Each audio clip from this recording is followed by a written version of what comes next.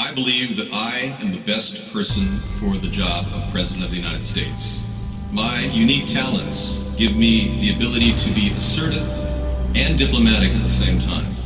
I'm a person who will spike the conversation, who will get politics rolling and stimulate new questions and new answers to our current political dilemma facing our nation. I believe I have a keen understanding of the economy and how to improve where we're at relative to other nations around the world. I believe that our goal at America's Third Party was to create a very strong platform in which would propel the American people forward with new opportunities and a new possibility of creating a better nation, a cleaner environment, and less war.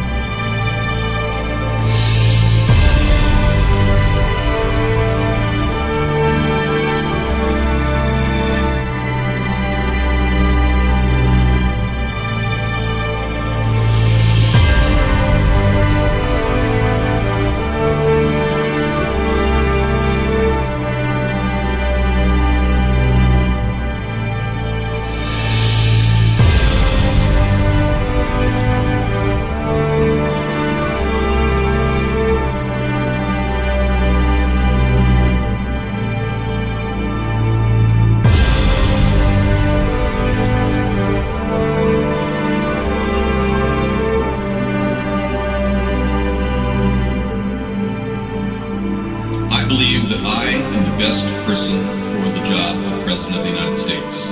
My unique talents give me the ability to be assertive and diplomatic at the same time.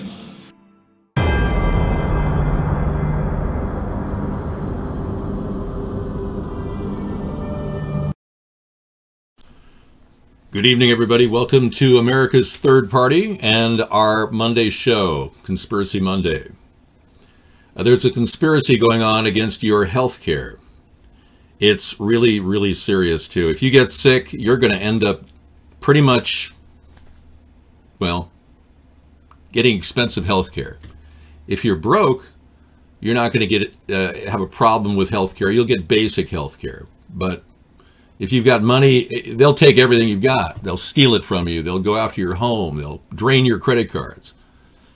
So we've got a real serious conspiracy going on about healthcare. This is my idea, by the way, not Donald Trump's. It's the mobile medical unit rapid response concept used politically will help our country in the healthcare sector. And it was never even mentioned in the Mitch McConnell Trump Care 2. But ironically, Trump used this concept that I had for the past 8 years, or actually 10 years, to sell healthcare to the American people. He did that with many, many ideas. Over 10 of my ideas have been stolen by Trump, and he continues to do it as well. Keep America great, he's saying, for 2020. That's my idea. I came up with it a year before the election. So it's just amazing. It was in response to him saying, make America great again. I said, keep America great. And I'm on camera saying it, so I have proof of this.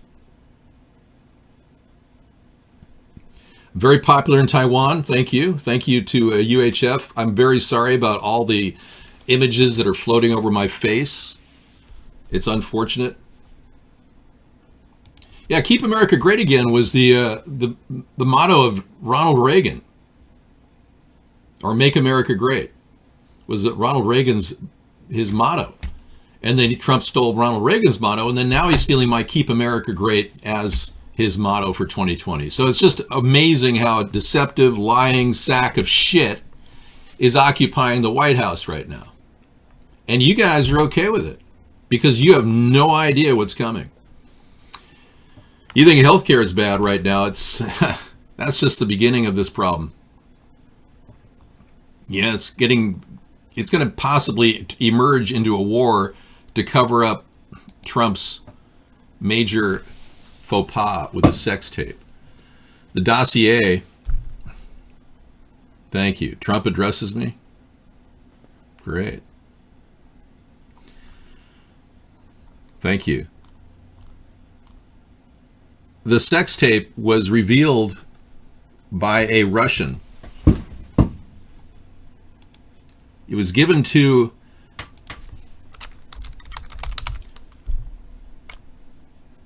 Christopher Steele as a veritable. It was given to Christopher Steele as a veritable means of stopping Trump. And this person who gave it to Steele, the MI6 agent, was a Russian general. And this alone validates it. Because right now I understand Robert Mueller is having a difficult time validating the dossier. Well, if he's watching our show, he can just simply go to this link right here and get all the information he wants. So there it is. There's the Russian general. This is the man that risked his life getting this to Christopher Steele, and his name was Oleg Erevinkin, and he was found shot to death in the back of his car in Moscow on Boxing Day 2016. So he was removed from the picture. You have proof that she's being paid to slander and libel me? Could you send that to americasthirdparty@gmail.com? I'd appreciate that. Yeah, somebody got to her and said that they'd fund her operation. All right. Nobody's going to stop me, especially somebody who never had sexting going on with me. Hello, Carls Pugnabont. We need you in Cataluna. I can't help you in Cataluna, but I know we need good leaders all around the world. They have Kim Jong-un deep-throating. Well, they're getting more and more bizarre about their overlays over the UHF signal. I believe that Latvian girl was connected to Russian intel, and I ran into a hornet's nest of these people. Right, my name's Tom Reed, and right after Latvian girl came into our show, we opened up a Discord show, which Latvian girl didn't get involved in, but somebody else did who vouched for Latvian girl. And that guy turned out to be so weird, he was feeding me false information about various false flags. Yeah, and that was something I intercepted. And when I dropped him like a hot potato, he freaked out, and then the attacks on our show started. It was right after we dropped him over at Discord, and we haven't done Discord since, that it started changing. So we know that there was something up. When I started revealing the truth about Donald and the oligarchs and the Russians, the story got really intense 6 months before the election. That's when Latvian girl came in, and we're pretty sure she was planted. I don't have a wig on. I just have some hair that I'm combing. That's okay with you. Yeah, probably. She seemed like Mossad to me. Her Latvian girl accent seemed a very, very fake. Yeah, I don't mind talking about it. Here she is doing an interpretive Latvian performance. She came in to validate that she was very upset that somebody said you're not Latvian. So she, you know, that's the indication right there that something's not right. Now, Tekwala, who did hear her voice, and he's an expert on Polish language and dialects because he speaks it fluently, he actually said to us that he felt that she didn't sound Latvian at all. So, hey, David. Anyway, here she's doing a Latvian impersonation. Hey, since people in the chat didn't believe that I'm Latvian, hey, then es esmu latvieta, un es nevienam nemeloju, un es runāju latviski, tā kā tā, jā, davai, aiziet, kā jums visiem iet. Yeah, now, if any of you are Latvian, you can pipe in on this. Do you think that sounded Latvian to you? I don't know if I'm going to sue the Rolling Stone. They're in bankruptcy right now, so it'd be pointless for me to sue them. The person who picks them up in receivership will have to take the lawsuit. You're Latvian. You can tell she has a Siberian accent. Interesting. That would mean she's from Moscow. It's more Ukrainian, Scissor Fight. Dave, we can save so much and assure everyone if we turn loose IBM's Dr. Watson for our diagnose sell smart phone tech. Dr. Watson is already handling a lot of affairs right now. I don't have a Kosovo file, for those of you who are wondering about that. That's an urban myth. Well, I am in the process of suing, not the swatter, but the whole process is moving forward. We have about 8 months left for under the statute of limitations. So I'm in touch with a civil rights attorney. Thank you for asking, though. Well, if there's a video of something that you can show me password protected, be sure you get in there and make a copy of it and send it to me, because I don't have a copy of what you say is a slanderous. Yeah, we need to get that video out there. So go ahead and get in there and get that video and put it out there. Make it public. Yeah. Don't hide. Get it out there. It's probably something they generated with a CGI or something, because it's taken them the longest time to come up with something she says that they have. Well, if she's working on an article about the Kosovo files, it's a non-starter. There was a person named David John Sponheim who lived back in 2002 who died. And I have a feeling that's the person who people think is related to the Kosovo files. I have no knowledge of Kosovo files. So, all right, so we're going to take now a look at the other issue here. In Colorado, opioid deaths fall following marijuana legalization. Look at that. Just like I predicted. Yes, unlike Jeff Sessions, who says that there's no connection between marijuana legalization and lower opioid use, we got a proof right there. Yeah. Amazing. I'm so glad we have that. Thank you. Well, prep a nice hit piece all you want. It's all slander. You can't vet any story about me in Kosovo. There's nothing there. I'm David Johns Michael Sponheim. Yeah, not David John. Jon.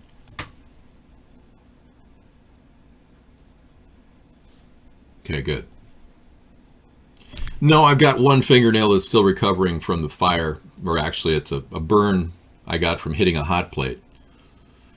Yeah, it's ugly. It's ugly. It's just, you know, I'm waiting for the nail to grow out. How did your toenails turn out? Great. What are you talking about? We're talking about manicures, pedicures tonight? Is that the topic? It couldn't possibly be conspiracies, because the last thing you want to talk about is the truth, right? Or a conspiracy theory that might be true. Because a lot of conspiracy theories are now facts, like the theory that fluoride causes it's a neurotoxin that lowers our IQ. That's proven. We know that to be a fact. There was a study done in 2012 at the Harvard Medical Review, and one done as far back as 2000, showing marked reductions in IQ as a result of drinking fluoridated water. And you're getting it in the tap water you're drinking, in sodas, beer, all of it's tap water, except for a few beer companies. I can't talk to Mr. Duterte simply because I can't violate the Logan Act. I don't have skin cancer. So for all of you who are looking at these urban myths. Okay, can we turn guests off so the rest of us don't need to listen to this BS every night? Sure. Okay, let's just talk to you, MJS. What do you want to talk about? Let's have a personal chat here. And if you're masturbating, any of you, please don't accuse me of that you're masturbating on Skype. Thank you. Anybody who's touching themselves, please don't accuse me of having a Skype masturbation session with you. Thank you.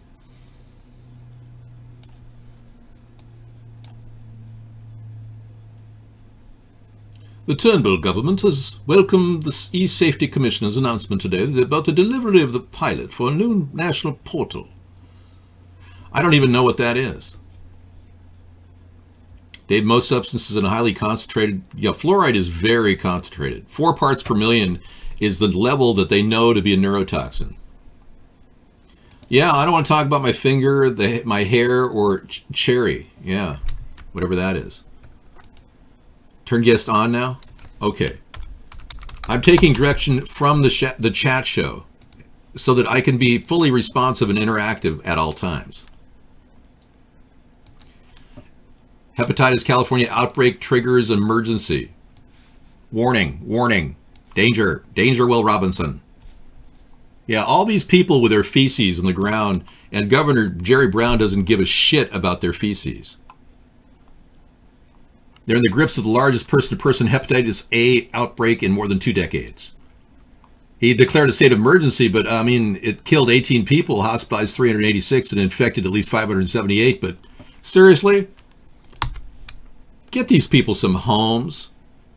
You know, we were talking about the mobile medical unit earlier as the basic formula for our health care, but that same structure, that big 18-wheeler, could be gutted, and we could have showers and washer and dryers on board and mailboxes.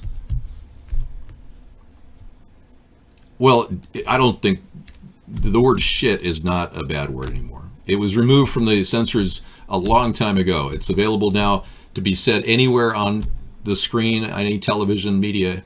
You can say bullshit. You can even say the word asshole. It's not censored. Thank you. Any body part, any physical body part or any substance cannot be censored. But if you want to use the F word, that's censored. I've never used the F word on screen. And I didn't use the S word up until the winning of Donald Trump's election, when he ran around bragging about, you know, wanting to touch a woman by the beep. I felt that the last thing I should do is filter that word, because it's used a lot and commonly in American speech. It's a lot of people say, I don't want to deal with that shit. Yeah, they seriously. No, never. You know, you've been saying for 4 years that I'm going to be bald in a year. And here I am. I give myself a haircut. And I don't see any hair loss, do you? Yeah, the Rothschilds, if they're involved in any type of activity, like, say, for instance, Jacob Rothschild could be named in the MH370 attack. We have enough information that suggests that he may know information about the MH370 attack due to the fact that he is now the sole owner of a patent used in unmanned aerial vehicle technology. And that patent is extremely dangerous. Before he shared it with 5 or 6 other people, but now he's the sole owner of it through his Carlyle group. So that alone makes me very interested in investigating his connection to the MH370 disaster, which to this day we don't know where that plane landed or where it crashed.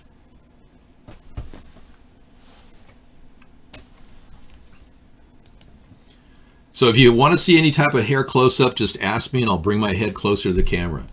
All right?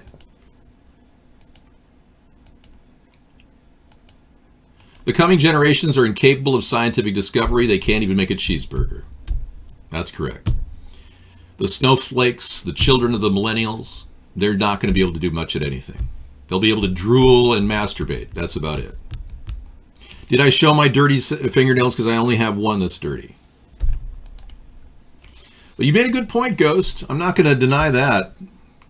I am concerned about the simple fact that our country is ignoring the most obvious problems, and not addressing these issues is a big problem, like low-cost education, a simple plan to clean up the environment. These are issues that have to be addressed. Homelessness. Now, if you've ever felt like a total scumbag, don't be, because this guy is inflating a sex doll at a free air pump. So you'd have to be pretty desperate to inflate a sex doll at one of these free air pumps. I don't know. I don't have a tattoo. I have a birthmark that I've had since I was a baby. But thank you for asking. It's an inflatable Trump doll. He's blowing it up to have sex with it. David, I'm a man, 48, Kazakhstan. I like to make sex with you. Not. I am not like Borat. I am not going to have sex with anyone. Yeah, I'm retired. I retired a long time ago. You know, I can't imagine a man coming in here wanting to have sex with another man. There are sites for you to go to, like Chatterbait. I mean, just go there. Not.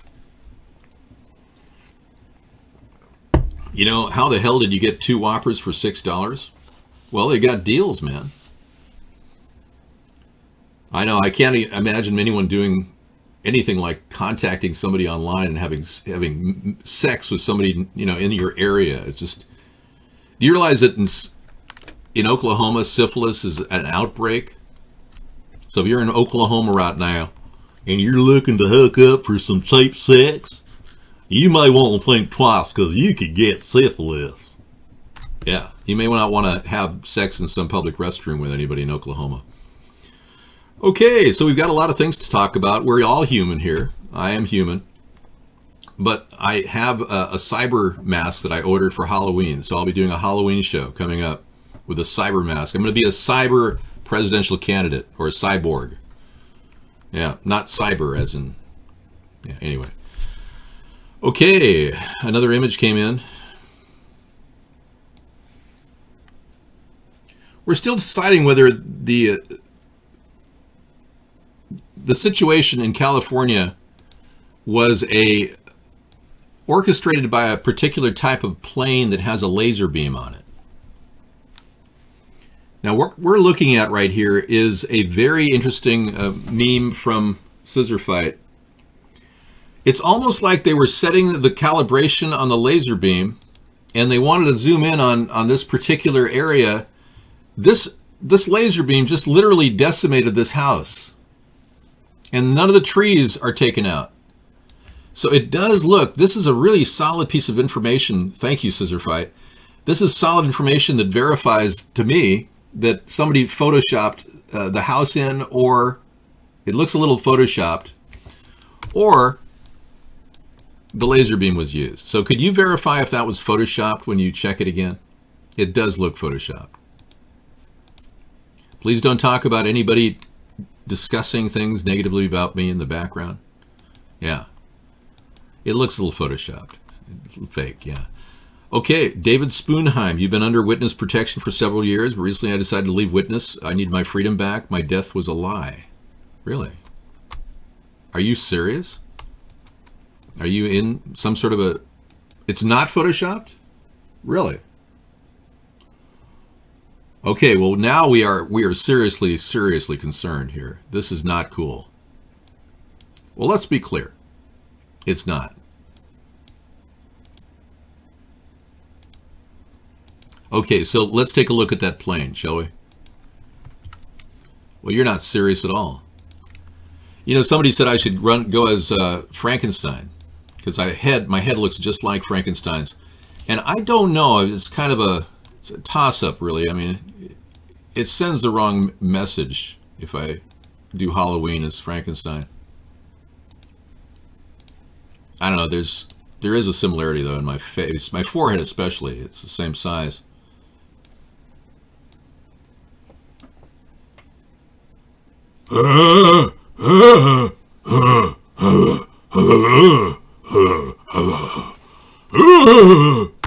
Notice Frankenstein never actually talked. It is the same head, I know, I can't help it. I can't go as Anne Frankenstein. I'm going as a cyborg. It sounds like Skype sex, Dave. Is that what people do on Skype sex? I've never done Skype sex, so I wouldn't know. Okay. Okay, we've got an attack going on in our show. Hang on just a second. I've got to shut down the attackers. They make money censoring me, believe it or not. Mark pays them, doxing me. And we're still putting the whole case together, but it looks like he's committing a felony by doing this. You can't dox somebody every day and pay people to dox you.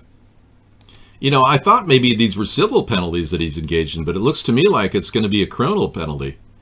Yeah. Just doxing the guy that's broadcasting on your network. You refuse to pretend I care. I pretend I care. Alien agenda, you're starting to be redundant. You're sounding like, here's Johnny in The Shining. You know, all work and no play makes John a dull boy. Over and over again. That's very, very, very messed up. Yeah, the monster. Dr. Frankenstein and Frankenstein. Did I say the monster was Dr. Frankenstein or was Frankenstein? I think you need to check the audio on that again, Neil. We'll wait for you to get back to me. And we've got a really cool, brand new soundtrack for Halloween called Hellbent. We're going to have more soundtracks from Scissor Fight, considering how many great songs he's been producing. We'll feature more of his sounds on our evening show on Halloween. Yeah, I think you need to get back to understanding the whole origin of what we're trying to do here. We're trying to vet the truth. Now, if this house right here, if this house is scorched and no trees around it are in any way burned, then we've got a serious problem. It belies the possibility that a vehicle, a plane with a laser beam was used to detonate or start all of the fires along the California coastline. And the nature of the accelerant was the evaporated coastline, the drought. It's starting to look a lot like a conspiracy. Yeah. It's starting to look a lot like a conspiracy, I know. California drought, the multiple hurricanes generated by electromagnetic frequencies and basically weather warfare has been conducted against our country. And they're trying to weaken us in the process. So we have a picture of that plane that could have been used. And this was brought to us by Scissor Fight last week. As seen in California, it's apparently they got the ability to set fires. It's got a burning infrared burning unit on it. I know. They might have just touched down on the ground a little bit with the laser beam for a second and just fried that house. And that's why they have just markings around that house alone. So yeah, it looks more like that's proof that they did that. We were trying to figure out how the fire spread so fast. Now we know. I don't think I should do Halloween as the monster. It defeats the purpose. Well, did I say Dr. Frankenstein? Because we will have Dr. Frankenstein here at the show. This new cyborg creation that I'm doing for Halloween will have with it a doctor. So Dr. Cyborg will be here too. Sarah's going to be dressing up. Houses gone, but trees still there. Yeah. Here's another example of this. Another piece of evidence in the puzzle. Trees still standing, but the houses are burned to a crisp. Go figure. The leaves are still on the tree. Now they had readings of the temperature, and the ambient temperature at the most of the fire locations was 170 degrees in the sun. In the shade, it was 120 from the fire alone. So something in the skies was burning everything below it. It's like they were heating up the atmosphere above it.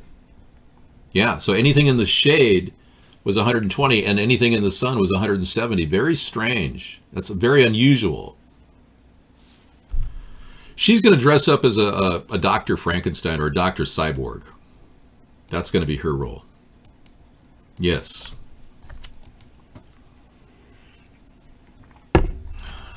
We have more to fear from aliens.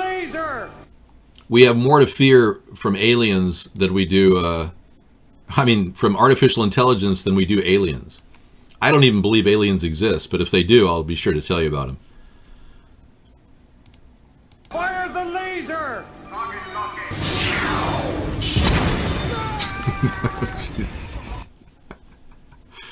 That's worth copying. That's hilarious. That could play on a loop. It's so funny. Well, let's be clear.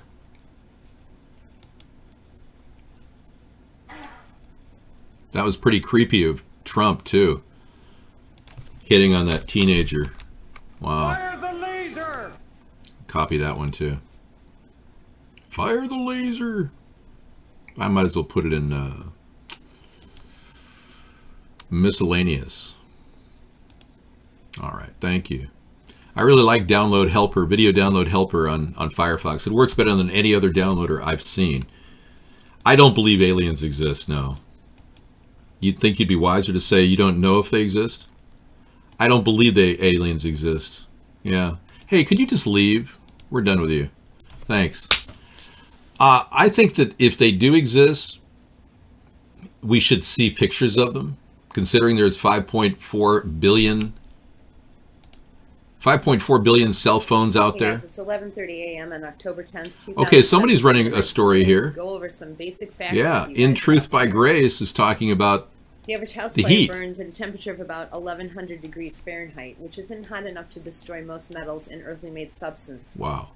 And if an item is well placed and small in size, its chances of survival increase drastically.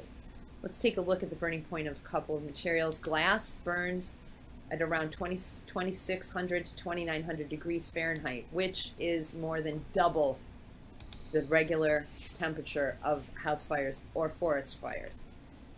And let's see what we can find out about aluminum. Aluminum melts. I want to add this to a new list.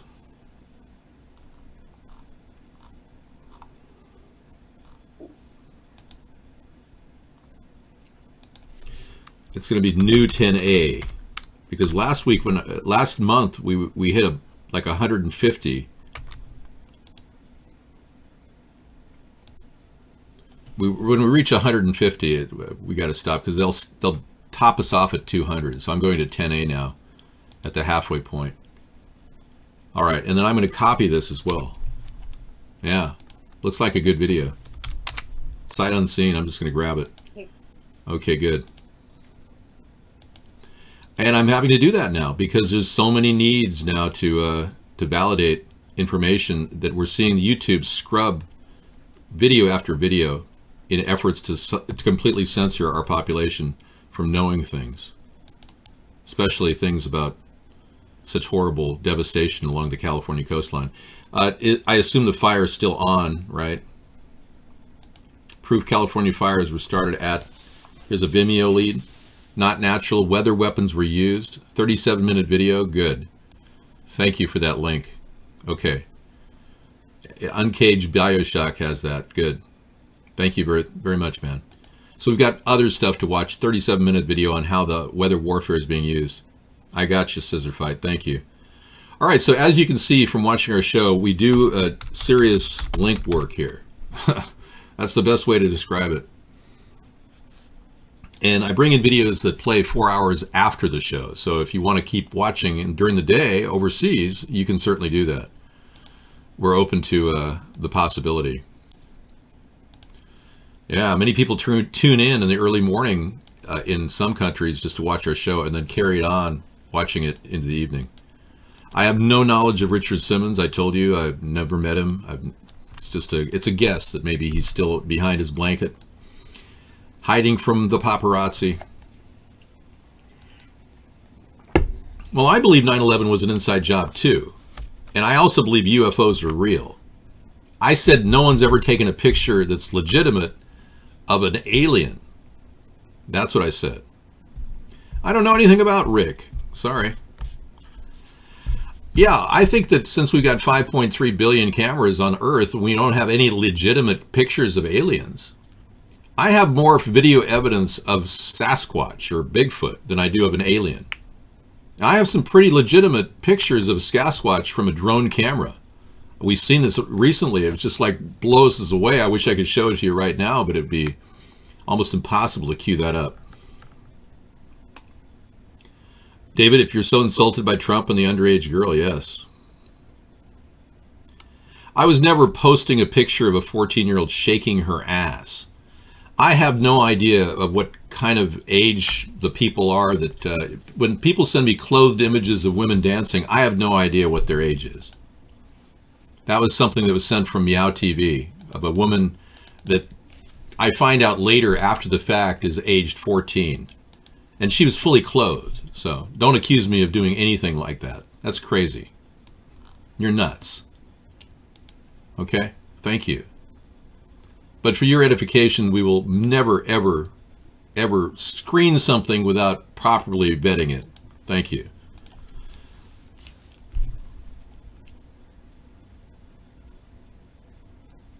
No, I've never really muted you. You just make outrageous statements like you're in witness protection, which is just BS. Zelfire says Ireland on lockdown after former Hurricane Ophelia makes a landfall. Okay. Can't click that link on CNN. Sorry, Zelfire. You got to separate the link from your actual post. Oh, there it is. Okay. Okay, and then why a bizarre ex-hurricane is pounding Ireland. More discussions on that same exact hurricane. Yeah, it's a bizarre weird hurricane, Ophelia, ex-hurricane, pounding Ireland right now. Ireland on lockdown. Ireland is on lockdown. Wow. Okay, we got to cover some of this footage right now. Let's get it over with.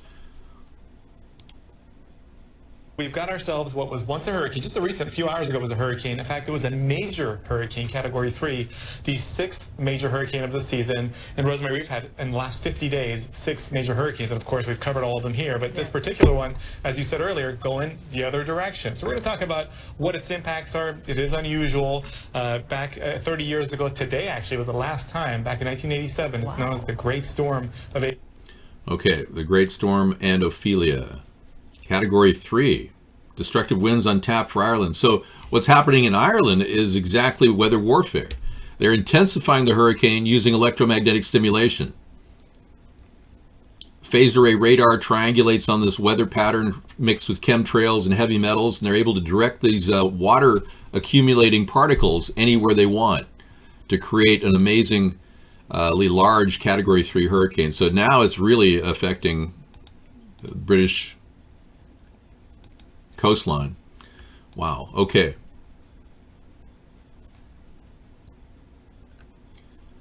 No, I never fapped to the woman, dude. No, I showed a picture of a woman that I found out later was from, and I still haven't corroborated this, fully dressed, that she was dancing, that was younger than 18. I don't fap to women like that. No, I never said that you weren't free to leave witness protection at any time, David Sponheim, but saying you're in witness protection is kind of an odd, strange thing. Nobody in witness protection would talk about that.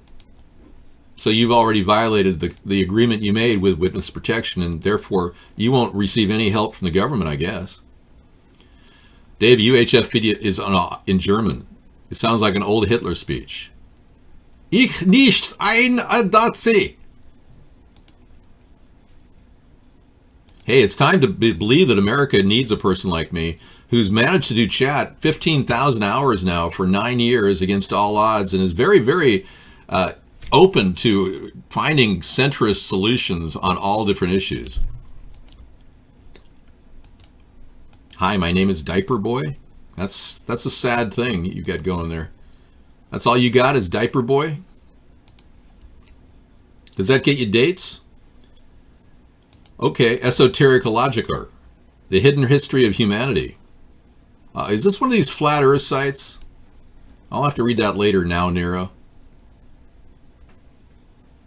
Oh, so you left witness protection. Now you're telling everybody you were in witness protection? That's pretty funny. That doesn't sound right. It doesn't sound right, man. You don't seem credible to me, and could you stop talking about your witness protection? Thanks. Sounds like somebody's just trying to, you know, be known or something. It's kind of bizarre. Okay, the aftermath of the California situation is very weird. I'm going to give you a little video tour of this weirdness, Sarah. Okay. Now, Sarah normally doesn't believe in anything conspiratorial in nature, but the fire spread so fast that people are wondering why some of the houses were burnt and others weren't. But take an aerial view of this, the damage conducted here. You go over the area and you're going to see kind of it's like an etch-a-sketch of the earth done by what many people are beginning to think is a weather warfare plane that zapped the entire area, burned it down. It didn't cross over the trees. It didn't cross. I don't know if there were fire lines, but look at how this fire managed to manipulate itself over the landscape.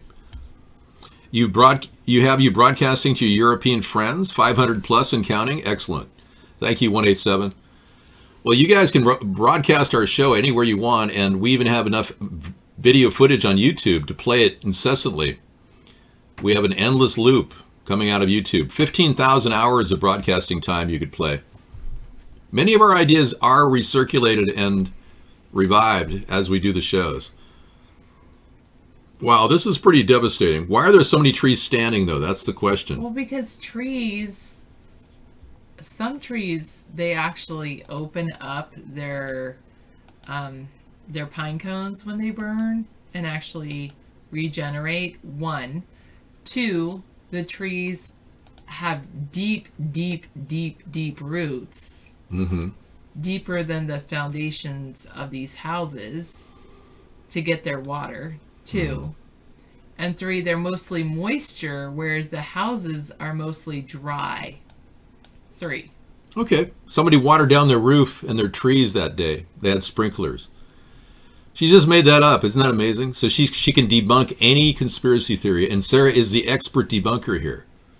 Yes. Yeah, pine trees with leaves still on them. Pine Yeah. trees. They're mostly water. No, pine trees go up like faster than anything. You throw a It- pine tree wait, in a wait. fire and it'll blow up. It's You like do that. gasoline. Actually, no, David. What? If you go and cut a pine tree and immediately throw it in a fire, Oh, that's true. it actually smolders. You're right. You're I right. mean, David, She's right. we both have experience with Oh, this. we do, yeah. Whereas if you cut a pine tree and you leave it for a week, or Christmas tree and leave it for a month, as most people do, then it goes up like that. But if it's coming from the tree directly, it actually smolders because it's mostly water. I like to call when It's about. Hang on, we got a leak. We got a leak on one of our videos. They have made It's the probably ultimate this one. sacrifice. No. So No, generally, I that's- would say that I like to call. I'm going to be calling. Let me add this to the link library. I'm going to be calling. I've gotten a 10A now. See, Okay. I'm doing 10A. I 'cause- don't know if he did. No. I was told that he didn't know, and a lot of presidents. I copied don't. that They write picture. letters. And the I other do- reason excuse me, in this I do a picture, I combination would of say both. there's a lot of pavement between the actual structures and the trees. No, but the trees. We were looking at this But picture. I would ask then, how did the fire get from the structure to structure Yeah. without? It literally flew in on that one house. Very strange. I'm not just talking about pine trees. I know, but that house was targeted. Didn't do anything.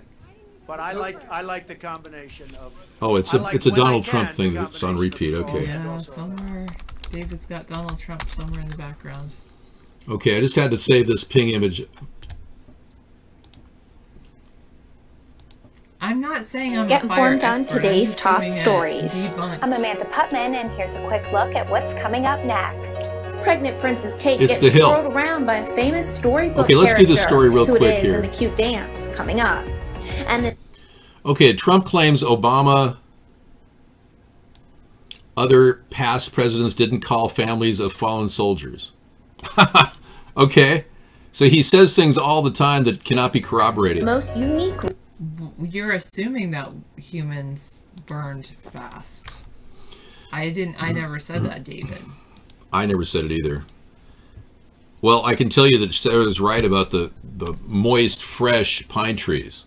They don't burn very easily. And there were but a lot of trees on there that were singed and were burned. did you know that pine, though, needles have a high oil content, so they do burn when they get to the critical point of heating, to the point of burning. They will act like a big, huge They will accelerant burn if at that they're point. at a certain temperature, yes. Okay.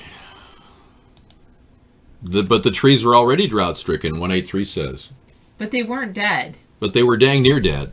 No, obviously they weren't dang near dead because they were green. Well, I can tell you that the past year or two, experts on trees in California said that 60 million sequoias and redwoods combined will be dying. Yes, and I agree. 60 There million were- trees will be dying. I mean, Yes. that's... Yeah, and I want you to stay because you like the guest chat here. And some people are watching us out of the YouTube show. And I think that's kind of cool. You can go watch us from, just keep it rolling.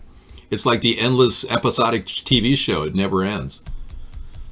You know, Especially the ponderosas, they've had yeah, the problems. ponderosas are dying. Yeah.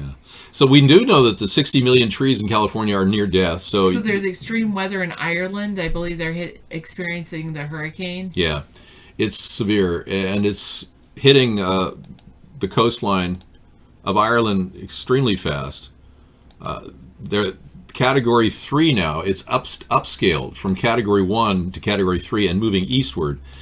They've never seen this type of behavior in Ireland. Ophelia is moving so fast at such a rate and so destructive that many people have no idea that weather warfare is actually going on. And many of you don't realize it because nobody's ever heard of such a thing. I mean, this is all new to a lot of us. But many of us who believe that chemtrails are here for a reason begin to piece this together and realize that they're putting heavy metals in the atmosphere and manipulating them with phased array radar, which they've connected to some sort of a network. Some people believe the 5G network is responsible for manipulating weather. Some people think that they're integrating our cell phone networks with this. Well, it will get worse next year because this is being orchestrated by a group of elitists that think that they control weather. Here, let me get you the link. Hang on. I didn't go to it yet. I haven't updated it. Here it is. Let me put it in there. I'll just do it for you. Paste and go. Well, many people are concerned that weather modification has been going on and it's going to continue to go on. And they're not going to stop. These people will stop at nothing to get their agenda met. They'll kill people in Las Vegas. There's some people that say that the Mandalay Bay shooting occurred on the ground. There's a leaked ER statement that never got corroborated, but it said that most of the dead were from close-range gunshot wounds. So people on the ground who said there were multiple shooters, one woman was out there talking about multiple shooters. She's now dead. Oh, what is this? I'm going to close out of here. Oh, let's not do it there. Let me open up this thing over here. Hang on. Or just open up. Well, I'll move it here and just go there because then this thing is all set up, ready to go. Actually. And let me edit video. Oh, let's not do it there. Let me open up this thing. There, that's good. And we'll just edit it. Today is the 16th. Okay, great. I'll do that. Okay, we're good to go. Thank you. And now we're up and running on YouTube chat. If you guys want to chat with us, I will give you the link. Here it is. That's YouTube chat. Okay. Helicopter muzzle flashes from Vegas shooting. Yeah, I saw that. It looked like a strobe light to me, but it could be. You're right. It could have come from a helicopter, uncaged Bioshock. And 5 eyewitnesses to the Vegas shooting are dead or missing. People who talked to cameras after the shooting are now dead or missing. That is it's statistical improbability and highly suspicious. Highly Selassie. That's serious. Thank you for telling me that. All right, I got that link, Uncaged Bioshock. I'll look at it in just a bit. Let me just get it in the lineup. So, folks, we take in a lot of links. We interact with chat. This is what this makes the show so vibrant and interactive. And then Sarah does an amazing job of trivia, where she'll talk to you about subjects like trivia, giving you more of a knowledge of America as well as our history and language. Well, Sarah and I could both have differing theories. That's the nice thing. The fact is the trees didn't burn. The fact is the trees didn't burn. Facts. I am one of the best bingo players, actually. I won in bingo. Use more appropriate language. I won in bingo. I won $1,200 in bingo at the Bingo Palace in Las Vegas. I actually play bingo sometimes. A long, long time ago. Hello, Mystify. I would like you to test that theory, Scissor Fight. I want the pine tree better be alive. It can't be something that was a Christmas tree that has been sitting and is dead. It better be a live, living, deep-rooted pine tree. And then go ahead and test that theory and see if I'm right. Yeah. You know, it's only science. Go ahead. I got that. Hey, Harp Heaters, thank you for that link. I hope that Pizzagate breaks open and they talk about it. Harvey Weinstein is apparently unveiling an entire investigation, reinvestigation into the Bill Clinton activities. It's bringing that up to light. And it's also bringing up Trump's groping and bizarre behavior with women, his activities. We saw him hitting on a teenager in a crowd from one of his speeches last year. Oh, no, I'm not gay. Actually, it's the inside is the part that's dead. There's the cambium layer, which is the outside of the tree. There's a bark, and then right inside is the cambium, I believe. Cambium. And that is actually the most alive part of the tree. And then there's like the different layers of the tree, which is in a way not really active anymore, but it's part of the tree. And then there's a heartwood at the very center of the tree. And I would say, so how can a tree burn from the outside, especially if it's hit with lightning? Well, the cambium has the most water that's bringing the water up from the roots to the leaves. And so that's the part that like lives the longest. David Sponheim, you're right. California is ripe for burning, and that's why I call this weather warfare. And I'm not afraid to use the words weather warfare because I think our country's under attack, and I think the two parties are completely oblivious to this fact. We're becoming more and more aware of what is being used, like dehydration is accomplished through a stratospheric aerosol injection. They push aerosols into our atmosphere, the kind that kill our ozone, and then they dehydrate all of California. California hasn't seen rain since May, down in Southern California. No rain since May. So a lot of time to dehydrate, and this should be a wet season. It's not being wet right now. It's still dehydrated. Trees are super deep-rooted, though. That's it. That's the thing. Well, trees aren't going to come back when they lose all their leaves. They generally die off. But they do know that when areas are conifers, especially, are burned down, they actually come back in spades. Conifers succeed in regrowth through the burning process. Exactly. Certain conifers. Because certain conifers, it's actually, they need fire to actually open their pine cones. Some conifers don't need that fire to open their pine cones, but some conifers actually are sealed until a fire hits. I did not know that. I know a lot about trees. It's amazing, yeah. Hey, well, here comes the trivia expert. I'm going to take a break. I'll be back, folks. Thank you. My favorite part of a tree is actually called the heartwood, and it's the very center of the tree. And so it's basically supports the entire tree.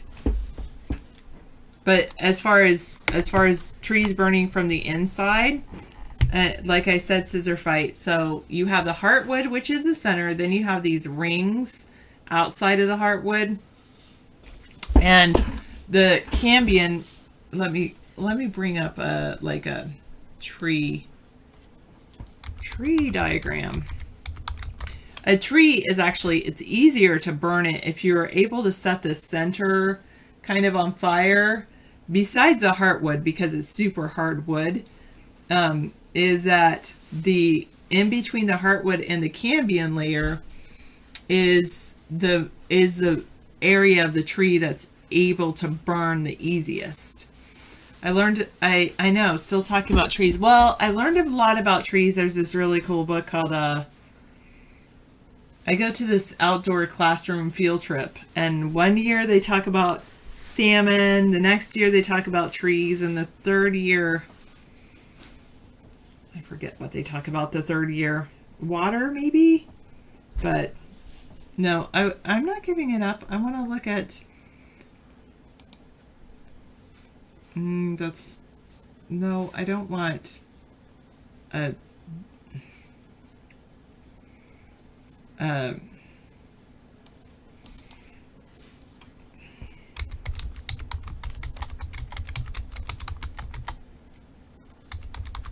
this is what I think I want. Okay, here we go.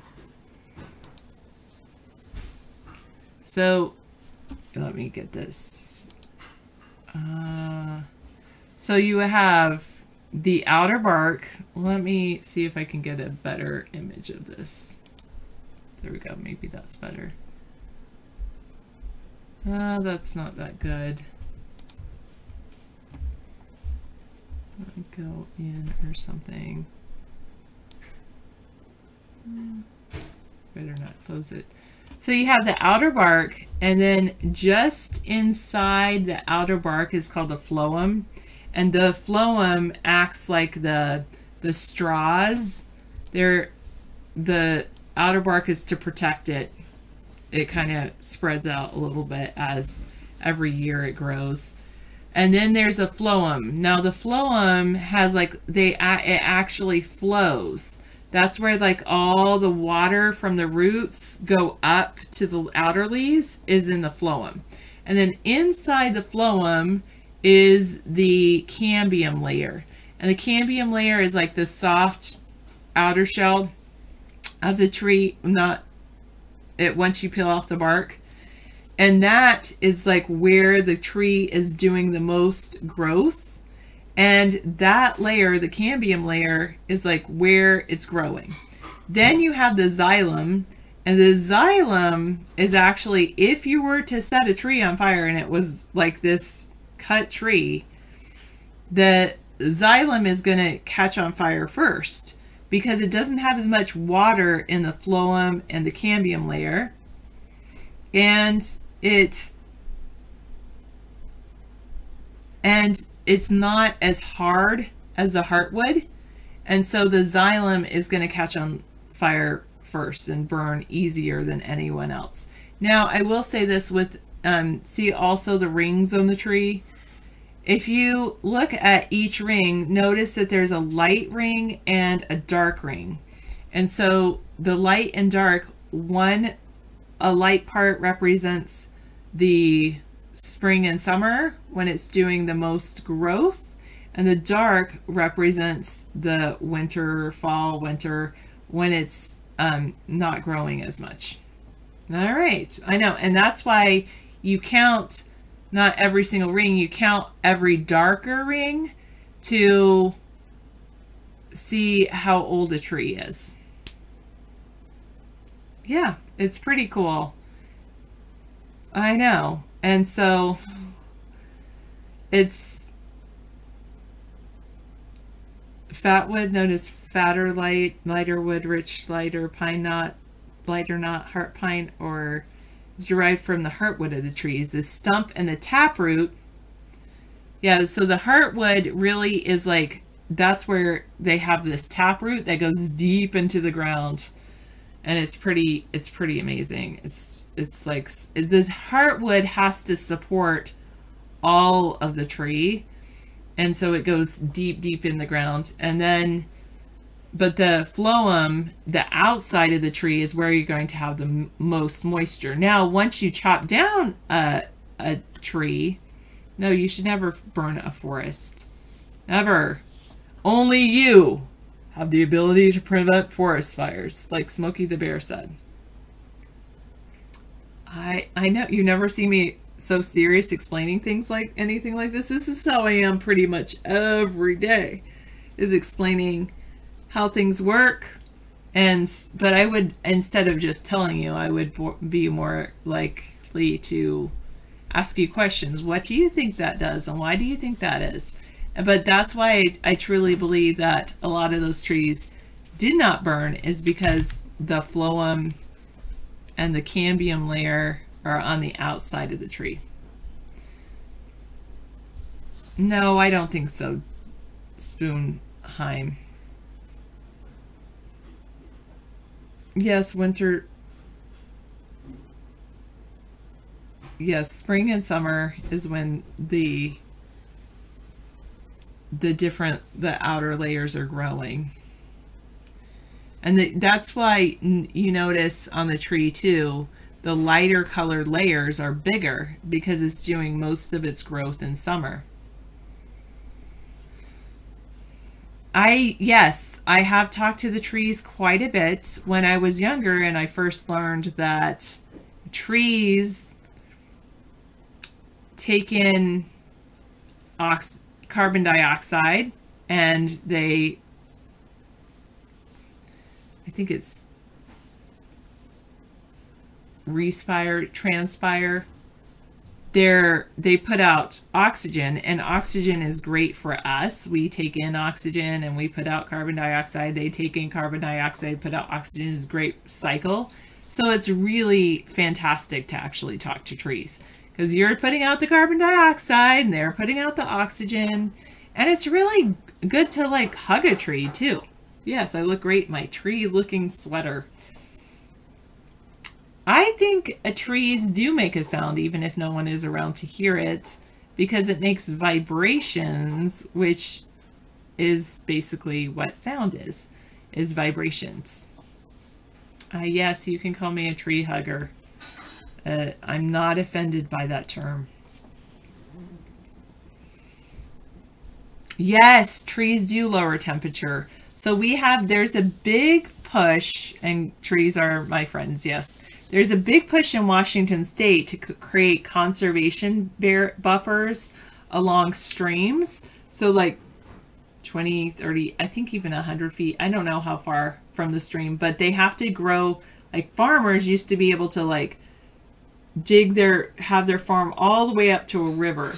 But now they have to have a conservation barrier. So even if they technically own the land, they have to plant trees between the riverbank and so many feet back, because trees help shade the water. And trees, when they shade the water, it keeps the water colder, which is better for salmon. Salmon populations really like cold water. And that I also know about because I've gone to these awesome outdoor classroom field trips, and they talk about, like, they rotate every 3 years, and one of the years is all about salmon, which is really good.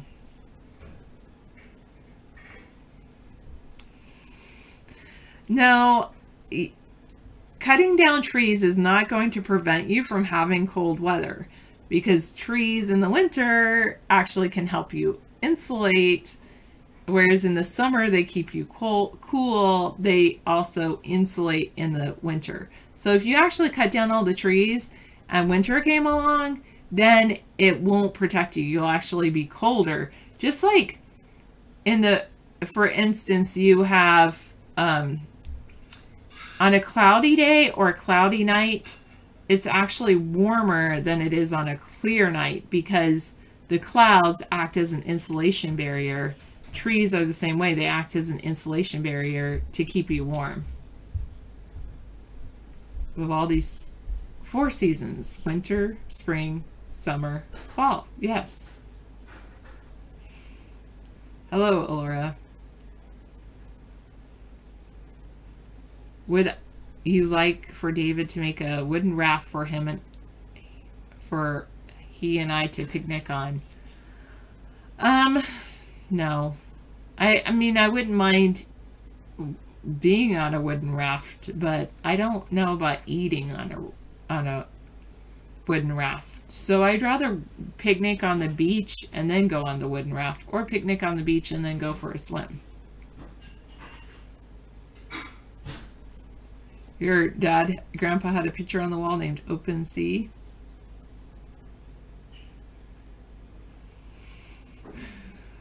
Yes, exactly. I didn't know that a girl did that in the summer, but yes, exactly, David Sponheim.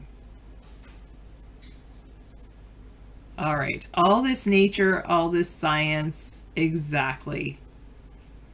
Would I spend time with you if you invest in the campaign? I will spend as much time with you as I'm spending right now. So every night I give David a break and I spend time with you. So that's it. All right. I know winter is not fun, but just cuddle with the one you're with and it'll be okay. That would be fantastic. You became a pirate because of your dad's picture on the wall called Open Sea. Well, as the thing is, ghosts, yeah, and trees give off oxygen, so they're even better.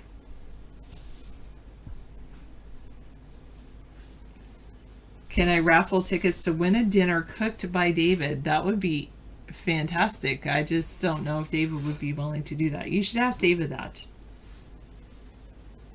Ha! You identify a dogwood tree by the bark. That's a good one, Bingolitis. Love it.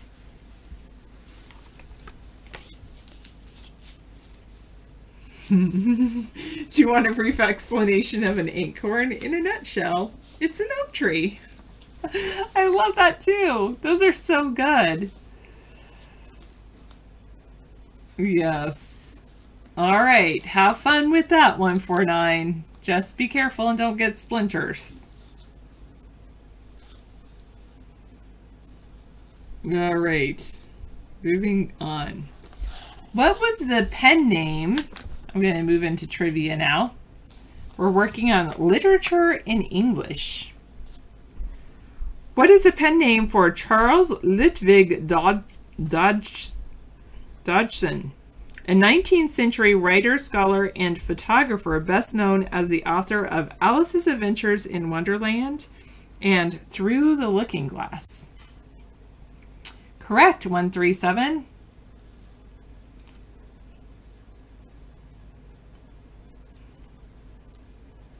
Oh, that's funny. David Sponheim. Oh, man. All right. Yes, it was Lewis Carroll.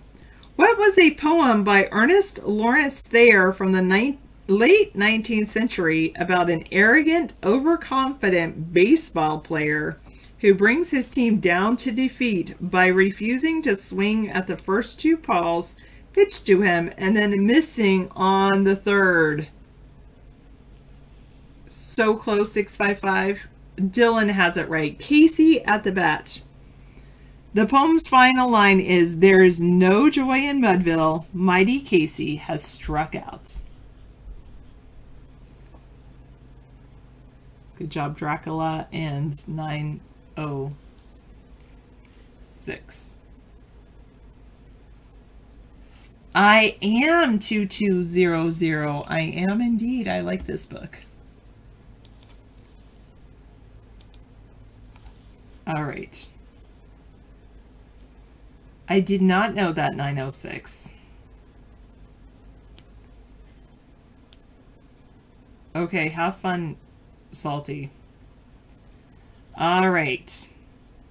What was a war novel by the American author Joseph Heller? It's a provision in Army regulations. It stipulates that a soldier's request to be relieved from active duty can be accepted only if he is mentally unfit to fight. Any soldier, however, who has the sense to ask to be spared the honors of war is obviously mentally sound and therefore must stay to fight. So, figuratively, this term is an absurd arrangement that puts a person in a double bind. For example, a person can't get a job without experience, but can't get experience without a job. So it's called this term. It's I didn't know that it was a provision in it's not Section 8. Dracula has it right. It's a catch-22. Good job, 169 in Carpet Venture.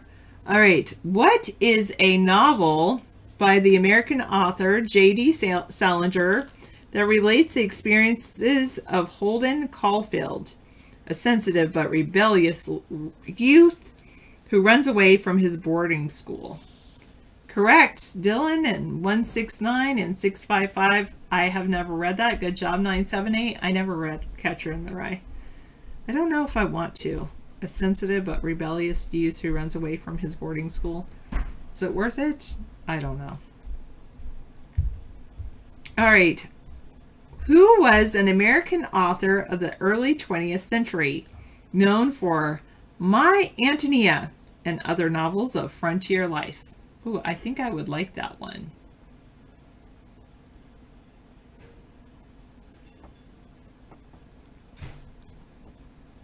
Not Harriet Beecher Stowe, not Tom Sawyer.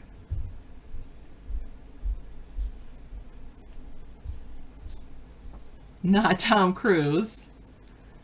It is Willa Cather. Willa Cather.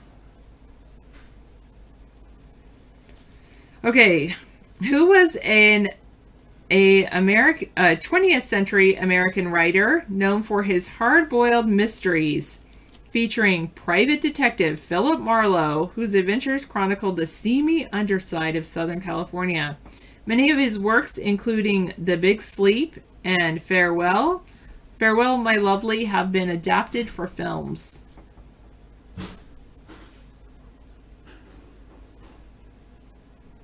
Not Mark Hamill or Mike Hammer or Hardy Boys or Mickey Spillane, not Wells.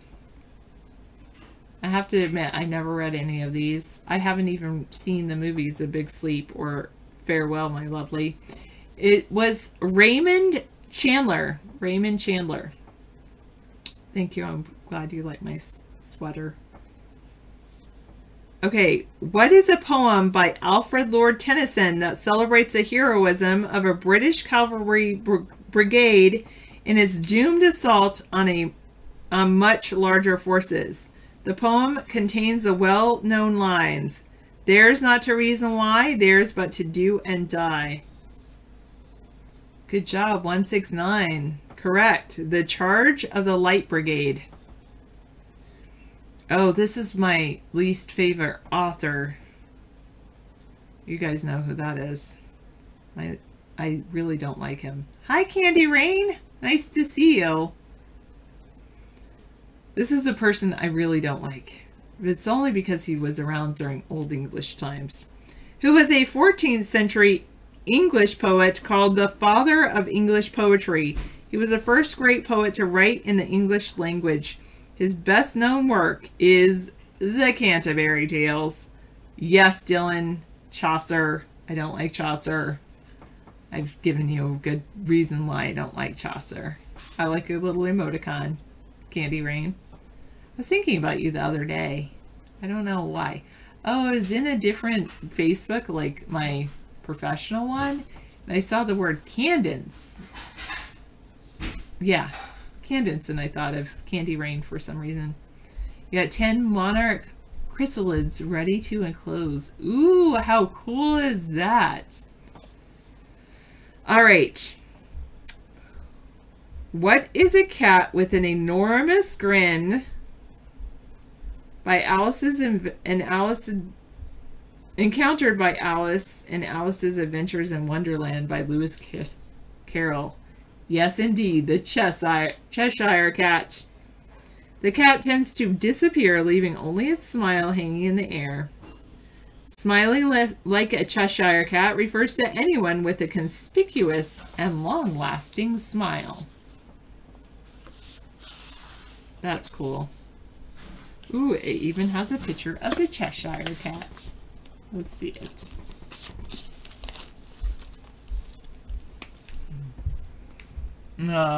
You get my admiration. There she is looking up at the Cheshire Cat. Alright. The Worcestershire Cat. Yeah, I kind of always thought of Worcestershire. That did remind me of Cheshire. I like Worcestershire sauce. Okay, who was a 20th century English author known for her play The Mousetrap and her many detective thrillers and murder mysteries? She helped raise the whodunit to a prominent place in literature. Correct, 169, Agatha Christie. Thanks, 149. Good job, 978. All right. What is a story by Charles Dickens about the spiritual conversion of the miser Ebenezer Scrooge? At first, Scrooge scoffs at the idea of Christmas with a bah humbug. But after the appearance of the ghost of his stingy partner, Jacob Marley, and the ghosts of Christmas past, present, and future, Scrooge reforms and offers to help the crippled boy, Tiny Tim, of Scrooge's clerk, Bob Cratchit. Good job, 169. Christmas Carol. It's a Christmas Carol. Written in 1843. That's a long time ago. What is an essay by Henry David Thoreau? It contains his famous statement that government is best which governs least, and asserts that people's obligations to their own conscience take precedence over their obligations to their government. Thoreau also argues that if, in following their conscience, people find it necessary to break the laws of the state, they should be prepared to pay penalties, including imprisonment. Thoreau himself went to jail for refusing to pay a tax to support the Mexican War.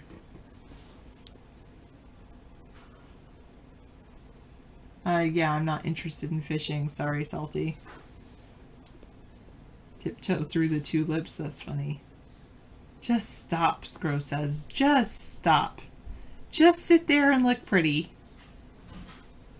I could do math problems with you, 655. Sure.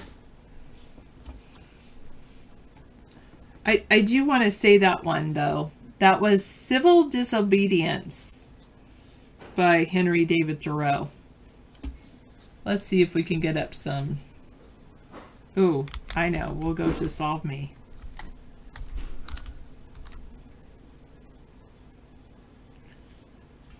Ooh, I love Solve Me mobiles. Here we go.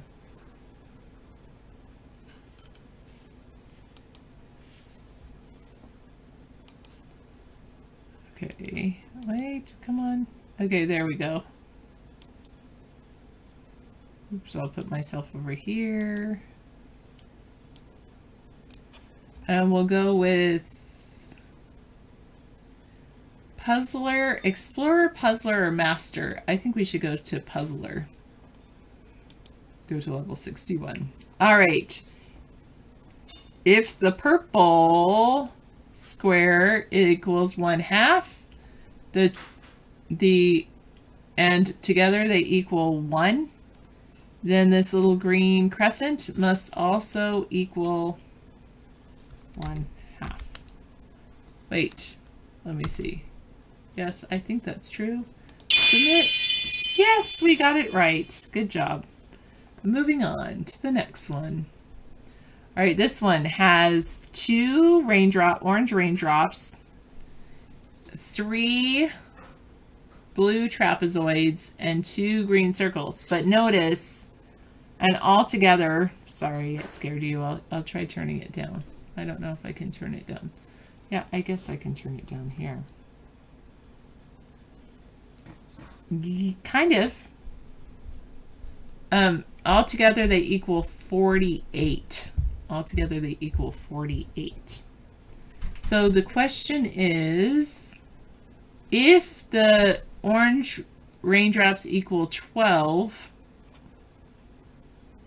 each of them equal 12. 12 plus 12. How much is a blue trapezoid and how much is a green circle?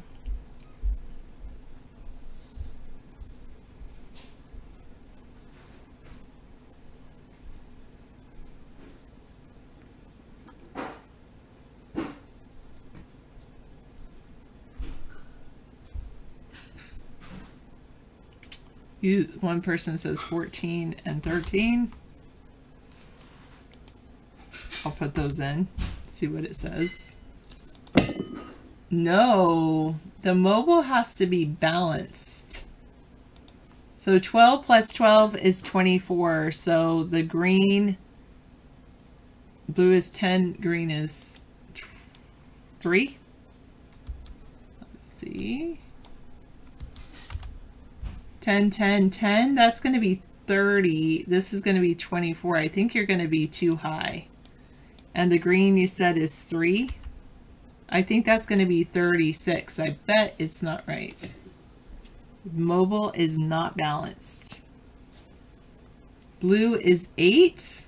Okay, but 8 plus 8 plus 8, I agree, would be 24. But then you have to also account for the fact that you also have 2 green. So what do you want to give the green if your blue is 8?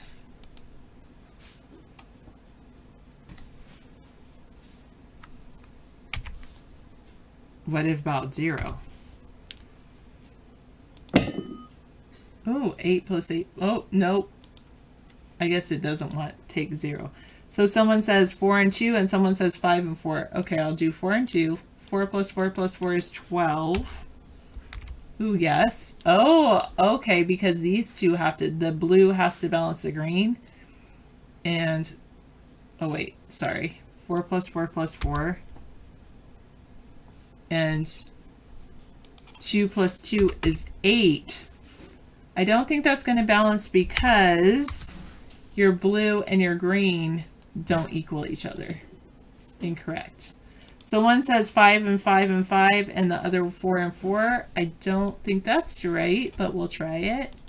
5 plus 5 plus 5 is 15 and 4 plus 4 is 8. I don't think that's right.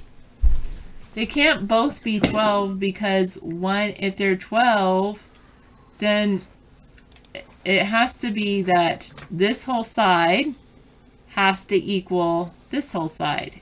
And this side equals 24, so this side has to equal 24.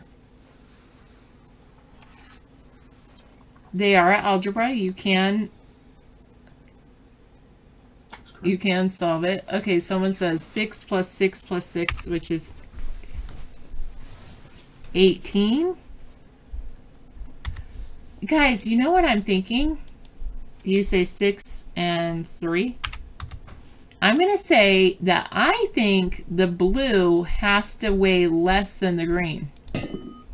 Because if you have 2 of something and 2 of something, that would be balanced. But if you have 3 of something and 2 of something that are balanced, then the blue has to weigh more. So let's see. 8. I'll put my 8 over here. 8 plus 8, 16.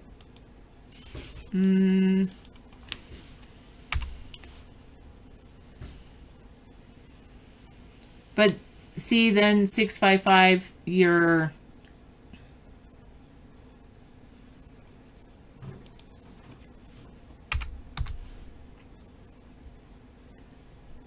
three and 2, someone says. Nope. I think that, okay, if it was 12 and 12, that would be, then those would each be 6.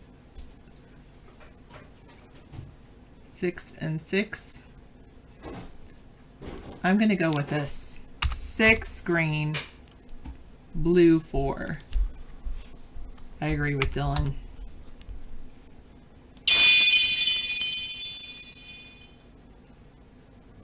You got it right.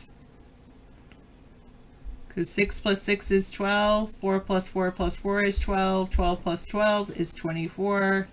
24 plus 24 is 48. It has to balance. I know, that's why I like these Solve Me mobiles, they're called. I know. I had to stop and think. But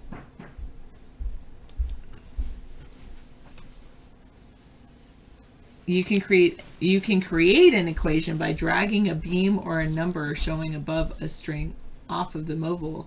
Then you can subtract or divide to find new information.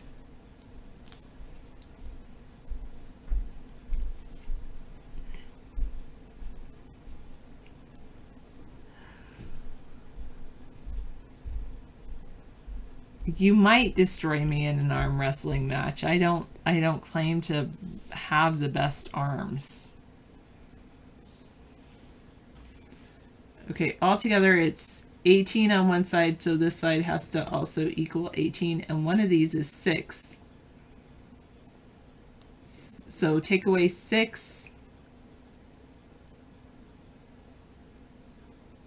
Oh, so here they say 2 of these equals 4 of these.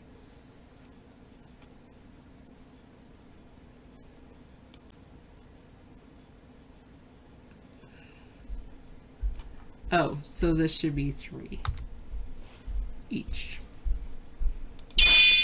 Yeah. Well, I hate to break up the fun math. Okay, we're finished with math for today. We'll come back to puzzle 64. Okay, we're moving on. Every day is a different I know you did give me the math. answer 536. Thank you. There Good job. Yeah. There's some dinner there on the stove. I've got a surf and turf solution for you, or spaghetti. One or the other, or both. I could have both. Or surf whatever. and turf or spaghetti. Whatever shall I do? Yeah. Lots of choices. Right. Okay, let me move this onto the screen fully. Well, thanks for helping provide all this great information. I was doing some trivia. Yeah. I was teaching people about trees.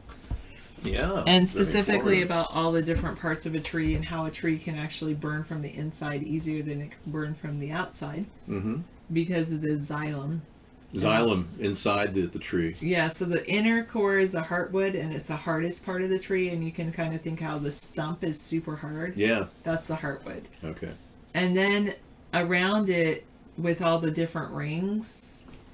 all the different rings are called a xylem.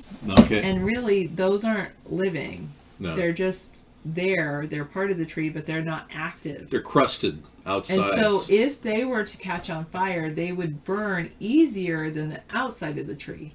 Okay. Because the outside of the tree, you have your cambium layer, which is like the It's like part of the tree that's growing. It protects the tree too, the cambium layer. Yeah, and it's a part of the tree that's kind of growing. And then you have what's called your phloem, which are like straws going up the tree that bring the water from the roots to the leaves. Osmosis, yeah. And then and that's the phloem. Phloem. They makes flow sense. up. They flow up right up the tree, yeah. Yep, and then you have the bark on the outside. Okay. The bark is, I really enjoy the bark. The bark I use as kindling when I make fires. I love isn't it true you use it because it burns slower than the rest of the tree? It does. It provides a very good solid core, and it gets like a glow to it. It's almost like a good charcoal. It's great charcoal. Bark is the best charcoal, actually. Because it lasts longer than the inside of the tree. That's why the inner side of a tree can burn faster than the tree can burn. Right, but you didn't give anybody any drought data. You just gave people the tree history, basically. Yeah, that's what I did. All right, so we're still worried about the dry coastline of California. Of course, and how it was yes, I'm engineered. absolutely worried about the dry coastline of California. Okay, thank you. Well, thanks for coming in and helping out. We'll be seeing more of you maybe later, so enjoy your rest. Okay. Turpentine comes from pine trees, yeah, from the tar that comes off pine trees. We get really tarry trees in the summertime. I have a beautiful forest here, that literally, when it gets to be 85 degrees, the sap will just come right off the tree and land on a car. And it's really hard to get it off the car because it's so tarry. Yeah, you sappy, tarry person. Yeah, we've been studying various words. There's a word called smarmy, and I've got a really double. And if you want to really get after somebody who pisses you off, call them a smarmy sycophant. That'll piss them off. You smarmy sycophant. Sarah is very smart, and I really encourage her to keep gaining knowledge, as I do you too. But I've attained all the knowledge I need to know how screwed we are. So it doesn't take a lot more knowledge gathering to realize the crap is hitting the fan, and we're right in the middle of the storm of crap. So, but keep gaining knowledge. It's great to learn, and it helps your mind prevent it from being an Alzheimer's victim or something. Your mind is like a muscle. You have to keep maneuvering, keep adding information and dropping information. No, we're not inviting anybody to dinner. It's just what I serve is kind of unique every day. I give Sarah a little meal, and I have a little meal. Huh? Anything you want, yeah. Eat as much as you want. Leave whatever you don't want. I can live on very little. I was telling people I'm a breatharian, so I can survive on the bacteria that's floating around in the room.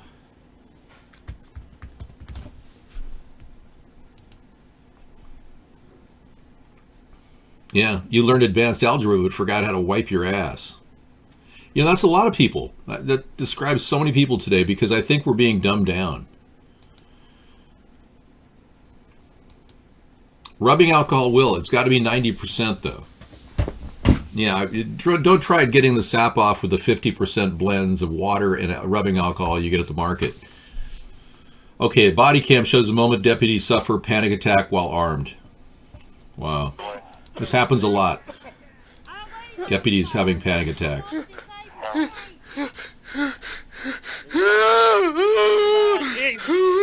it together, man. Hold it together. Hold it together, man. Come here. Hold it together, man. Hold it together. Hold it together. Look at me. Hold it together. Give me that gun. Give me your gun. Give me your gun. Give me your gun, sir. Give me your gun. I'm with the ambulance service. Give me your gun. Give me your gun. Let go of it. Let go of it. Don't move! Don't move!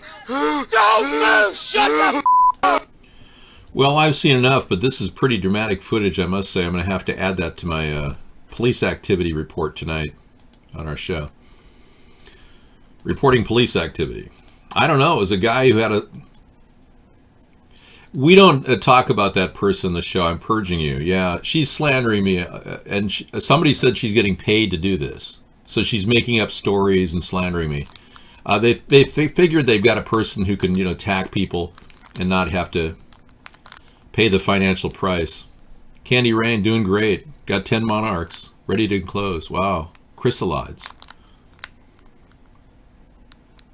I'm stuttering, really? That's all, folks.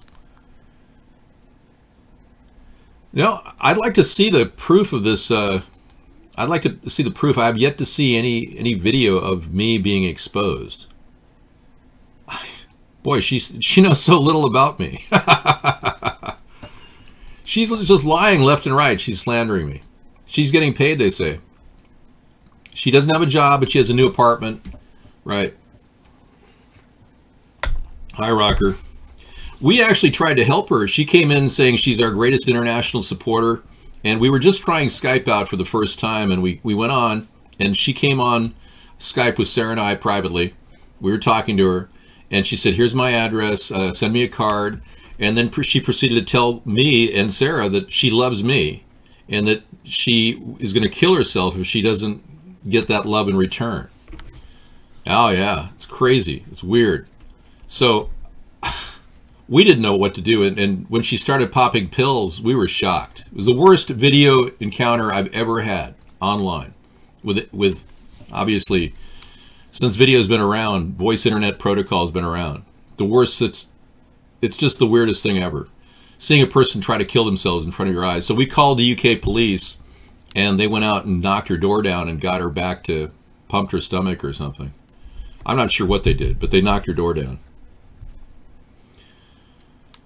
I've never touched myself in a encounter with anybody. I don't sext. That's just a weird encounter. I think some of you people who have never had a girlfriend in your life would engage in that. But some of you, like Harvey, or was it Anthony Weiner? I was going to say Harvey Weinstein.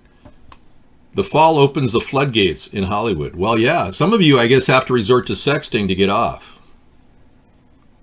David, I have seen someone commit suicide on camera. Well, I don't want to see it at all. And I was worried about her at the time, so we contacted the police to help her, and they helped her.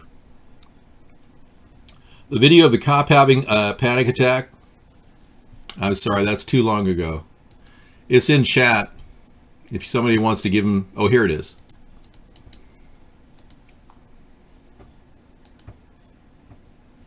Here is the body cam picture. I've got it. There you go. All right. So some of you are really desperate for sex. I can understand why you'd want to sex with people. God. Just the crap that she's saying is just not worth repeating here. Thank you. Defamation of character, but you see, she has nothing and she's being exploited. She has nothing and she's being exploited. So you can't really bring her up in the show. It's not acceptable here. Sorry. Well, if she said those things, those are all slanderous statements. Defamation of character would be applied. But it's the people that print these words that will be charged with libel. Hearsay is exactly what this is. It's just she's running her mouth off. Let's take a look at the hidden history of humanity, shall we? Here is the clearest exposition since... Oh, no. No, I won't... No, God, no. It's some sort of a satanic cult publication. Anytime you see the word Blavatsky, this is the woman that is the cultist, the Luciferian. It's definitely something you want to avoid, just like you want to avoid the Lucis Trust Fund, a UN roster level organization that's engaged in bookings and setting up appointments and doing publications for the UN. And they are the Lucis Trust Fund because they worshipped Lucifer at their core. She has an arrest record? Really? Wow. But they won't publish her arrest record. Wow. Thanks for telling me. Well, we'll definitely look at them for libel charges. They don't have any substantial proof of anything. I've seen no video that she claims she has. And how could she have a video when we never Skype sexted? It's bizarre. Why Hurricane Ophelia has turned the sun red and sky yellow as storm lashes the UK and Ireland. Wow. Okay. This is from the Sun. Sky above Britain has turned yellow after a red sun was created by the fatal Hurricane Ophelia. Wow.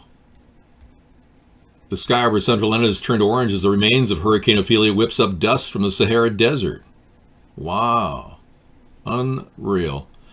Well, it started as a Category 1, and it's elevated to a Category 3 right now, as it's badgering in, or on top of the eastern.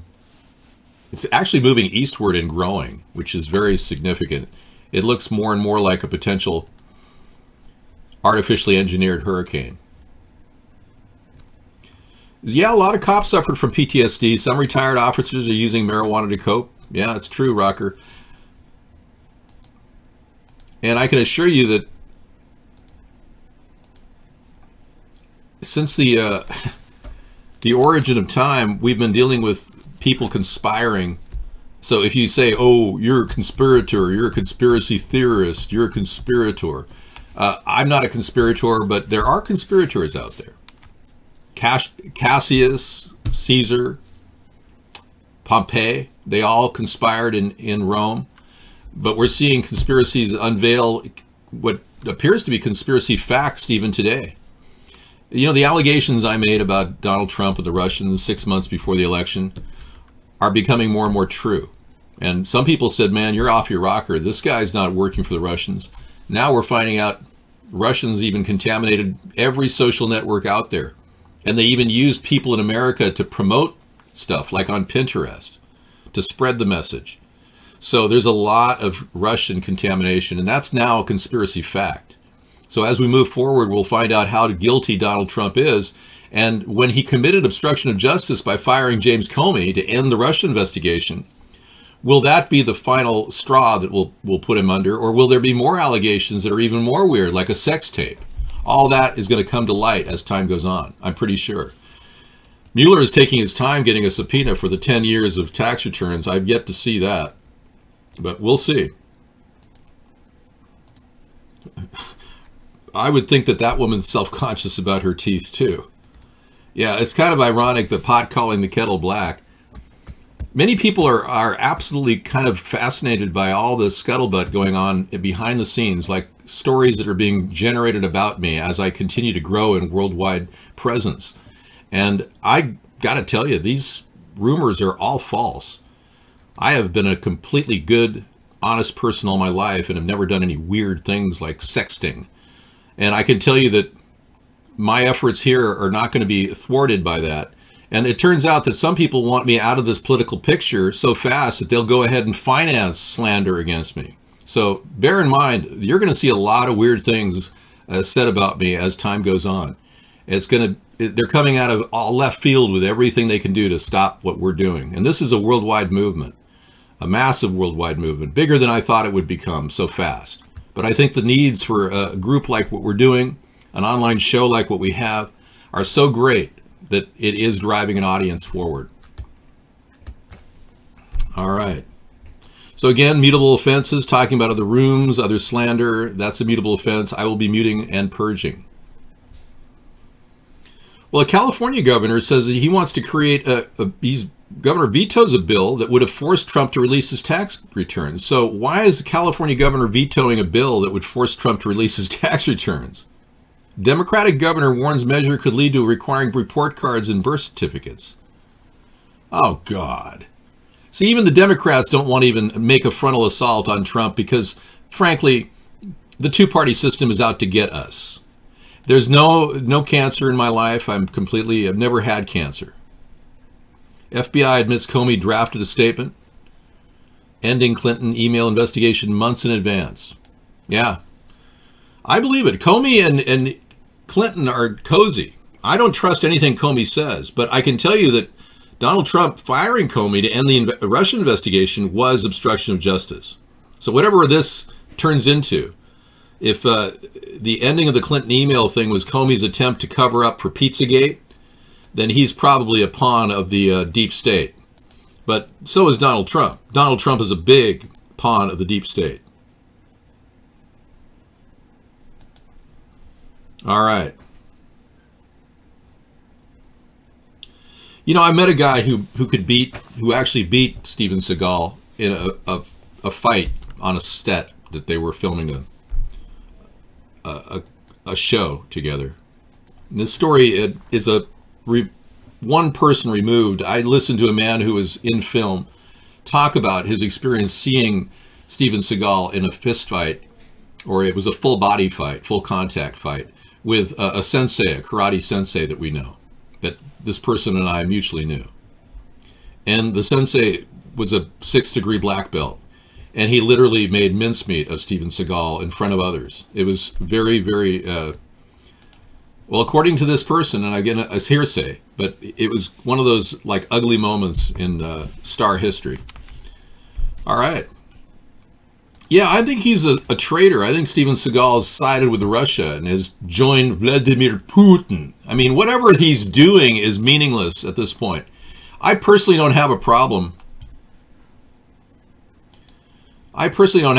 Talking about Putin in a negative way, but I would be more than willing to talk to him personally as president if he was still in power. I don't want to in any way jeopardize our relationship with Russia, even though it is kind of on a very weak stand with our forces being built up in the Baltic right now. Trump doesn't make any sense to me. I wouldn't intimidate Putin with building up forces in the Baltic. I wouldn't try to push into Crimea like Trump said he was going to take over Crimea at one point in the campaign. I would never make brash statements like that. I'd also work collaterally with Russia to end the Syrian conflict by not funding rebel troops. And currently Trump isn't funding rebels, so that's a good thing. But he hasn't really figured out what our air flights should be doing over cities in and around Syria. So I think we have to deal with that. This could be a point of conflict with Russia. So we have to get on the table of communicating with Russia as opposed to this naming and blaming, although I think the Russian investigation needs to go forward. We've got to stop this contamination of our government. But we still have to deal with Russia, either way. No, Putin isn't our friend. He's a person who's looking after Russia. We don't have to worry about Russia. That's not our country. I support the nation-state model. I'm not a New World Order puppet. So I'm not about to give in to strategists like Kissinger and others who want to promote this New World Order agenda.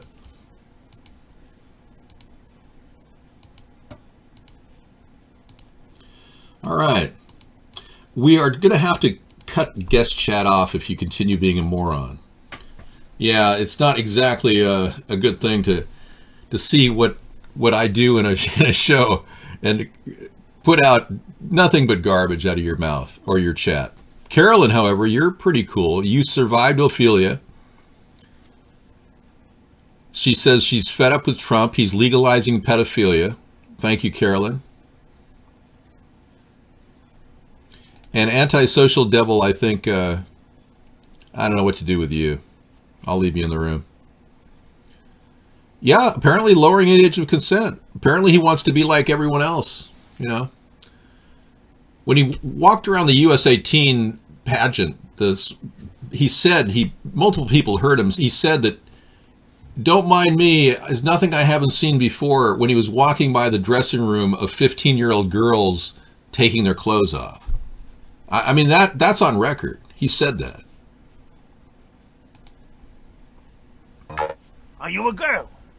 Is it Halloween? Now why don't you come down to Girls Costume Warehouse? We got every kind of girl's costume for Halloween. Sexy witch, sexy devil, sexy cat. It doesn't take much to make me purr. We got literally every girl's costume in the entire goddamn universe. Sexy pharmacist. You know, I don't want to be monetized by this guy, so, you know, wherever he got this beautiful model to pose, and have I seen her paperwork to see if she's over 18? No. She's not sexy? Well, what do you consider sexy? Well, don't answer that. I'll have some guy talk about his blow-up doll.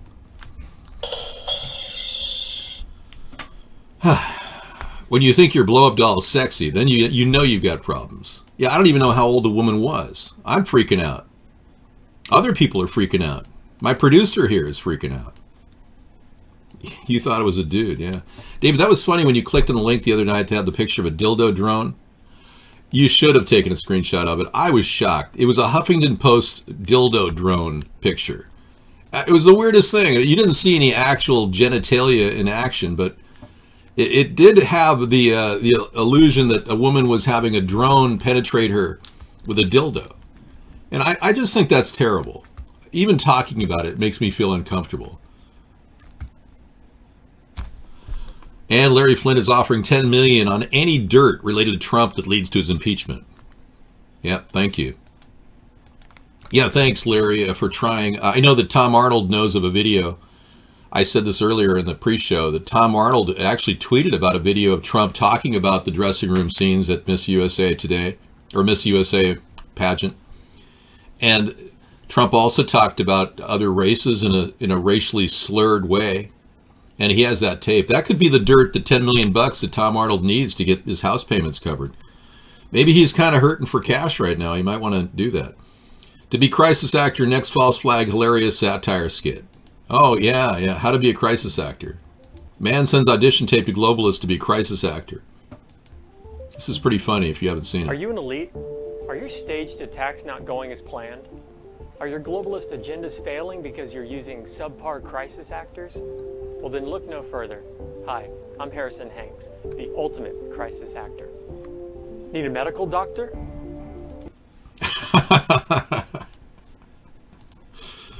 He's pretty good. Yeah, it's a very funny video. I'll play it later. Thank you so much. It'll be added to my loop. Yeah, fantastic. Excellent. Great crisis acting.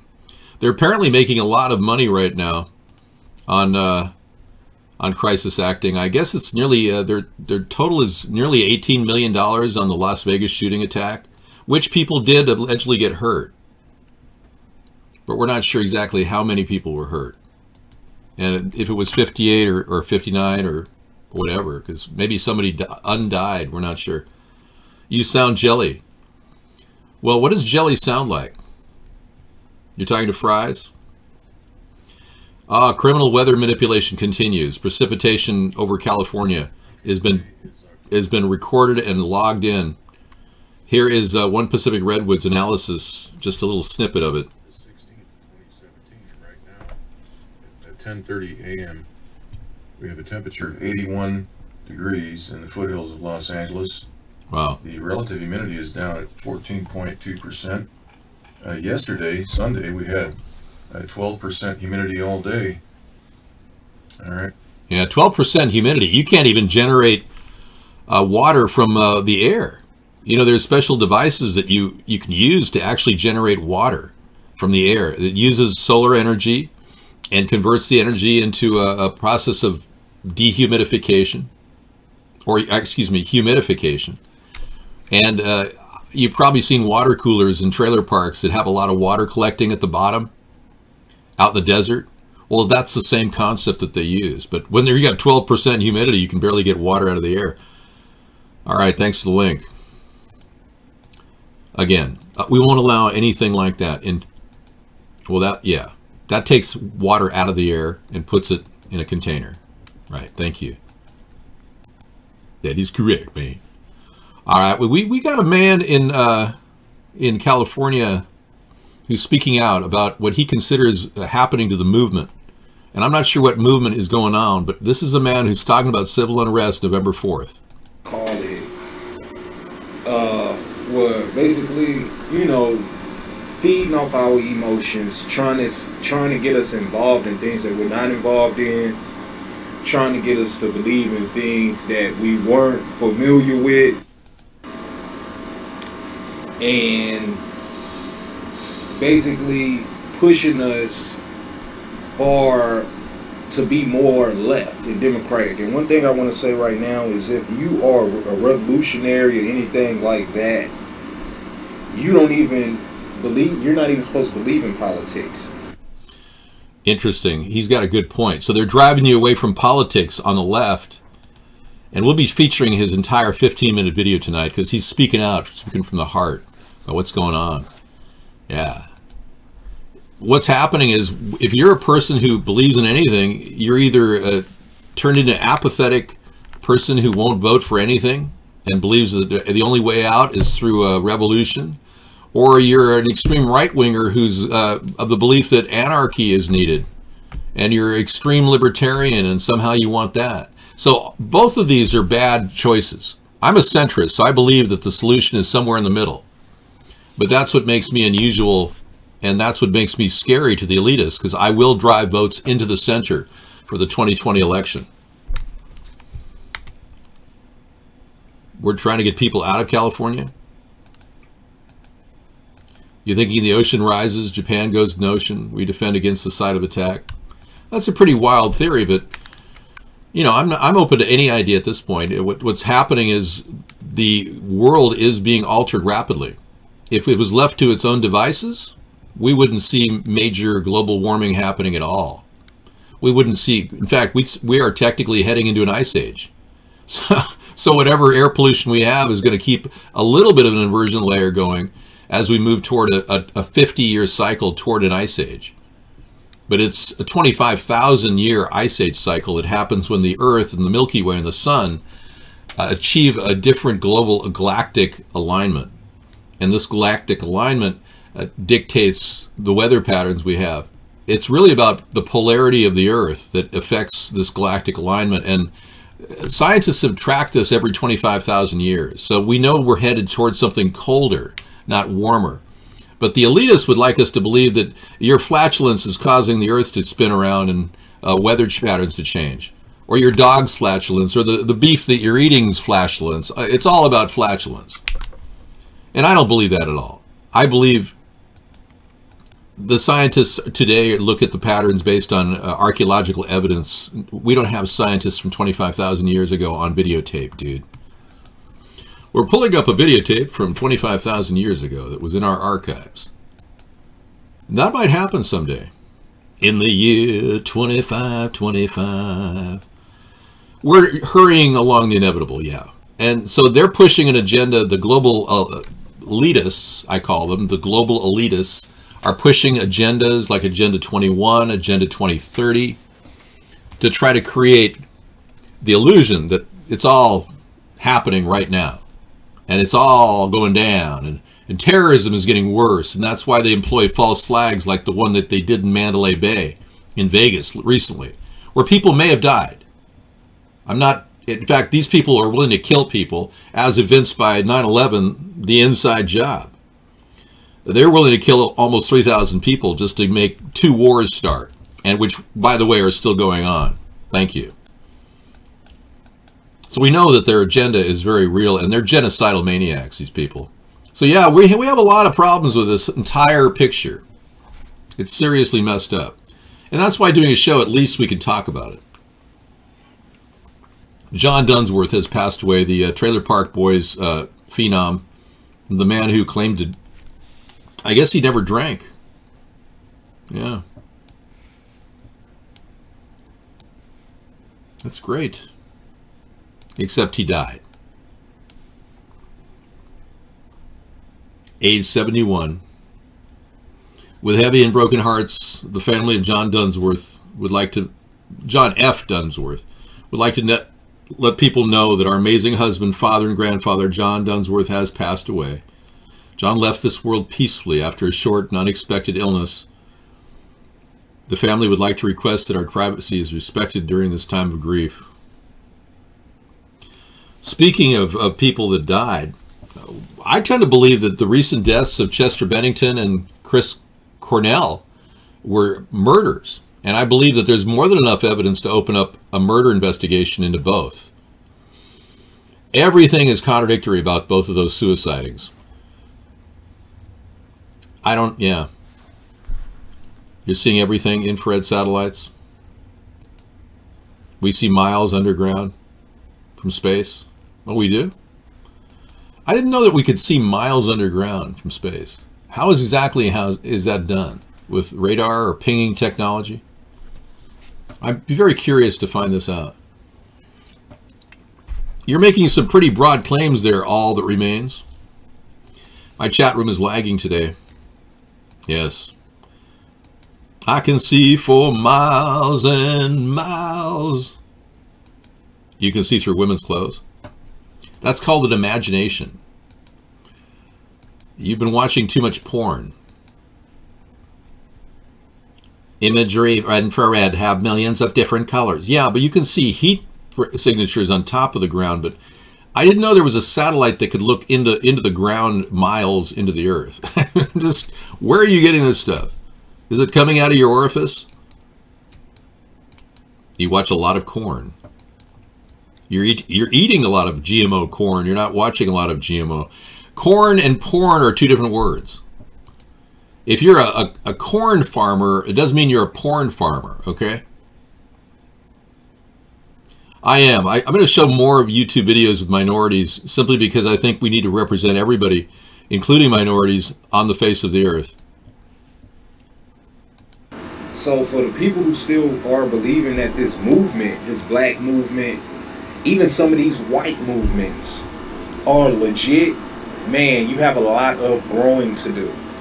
Yeah, that's for sure. I tend to agree. Y'all better realize a lot of anything that's in the mainstream media, like the Tea Party movement, that was all contrived by our government and by the Republicans. That was never an official political party. It was an attempt to take away a third party, destroy it. Orbital survey of the underground to search all for oil exists since the 90s, although the depth is limited to 1 mile for ground and 2 miles for seafloor. I did not know that. Thanks, Dr. Meow. We have an expert on the subject who claims to be one of the most world-renowned experts in the subject of space. So we're very, very lucky to have a person who claims to be one of the greatest knowledgeable people on Earth regarding space. So we can always refer to him. I would say you're more knowledgeable than Stephen Hawking. Would you agree? No, I'm throwing it out there, but would you agree that you're probably more knowledgeable than Stephen Hawking, Dr. Meow? You're not black? Well, what you talking about, man? I thought you were black. I had no idea. You a white dude? Alright. Dave, don't pumping up his ego more than it's already. I'm trying to have it explode a little bit. Oh, really? Okay. Well, I'd like to talk briefly about the Stephen Hawking conspiracy theory because I think it's worth noting, okay? There is a guy named John Nash who died. He was an expert on game theory, and he was the preeminent expert on game theory. He died in 2015 in a cab with his wife. A guy who understood game theory knew the probabilities of crashing in a cab with no seatbelts on. But for some reason, Stephen Hawking and his wife both died in October of 2015. I believe it was D.C. And somebody sideswiped their cab and ran it into a bunker, into a meridian. And they both died. Or did they? Because there is growing evidence that Stephen Hawking may be alive, but represented by John Nash. It's just a theory. But John Nash's face resembles Stephen Hawking's face enough to make him the new Stephen Hawking. So they may have just severed his spinal cord and turned him into a quadriplegic and kept one of the greatest minds alive. I don't know if the driver survived. I don't have the data on that. But no, the theory that Stephen Hawking is still alive is absurd. There's no way he would make it into his 50s or 60s. When everyone, 99.9%, obviously he's the only exception, lived to be only 39 years old with the disease that he has. At the most. So it's becoming more and more like John Nash was stuck there. And who knows? They might even be using artificial intelligence to replicate his voice. Hello, Sarah. Hello. Welcome to the show. How are you? I am fine, thank you. I left you the spaghetti. Oh, really? Okay. Well, because I had pasta for lunch. Oh, okay. One of the pasta dishes that you made on Thursday. Oh, wonderful. Yeah, I'll have some spaghetti. I love that spaghetti. David makes these big, dishes, and then I put them in, little freezer containers. Yeah. And it's kind of like my frozen meal. Yeah. Hey, this is a really interesting picture of Stephen Hawking at the Orgy Island location of Jeffrey Epstein. And that makes me wonder if Stephen Hawking isn't like a party favor. British theoretical physicist Stephen Hawking attends a barbecue on Jeffrey Epstein's Caribbean island, Little St. James, while attending a conference on the neighboring island, St. Thomas, in 2006. I find it hard to believe that this guy would be hanging out at Orgy Island, you know, given his history of, well, anyway. Thank you, though. You made a $29 spaghetti. What did you put in it? Lobster meat? How do you make a $29? That's spaghetti. Flank steak and lobster. Oh, yeah. Yeah, you got to use flank steak and lobster to make that. Unless it's a huge pot. He ordered it, yeah. Oh, he ordered a $29 spaghetti? Maybe you should just make spaghetti and sell it for $29. Well, you know, you could easily make a dish of spaghetti for $29. I suppose you could. At any restaurant with hamburger meat, and most people would pay $29. So. Just because they don't want to cook themselves. Okay, this is a pretty funny little script. A satire from the Borovitz report. Yeah. Why don't you just move it over here? I will. The New Yorker has this story. And I have it for you, too.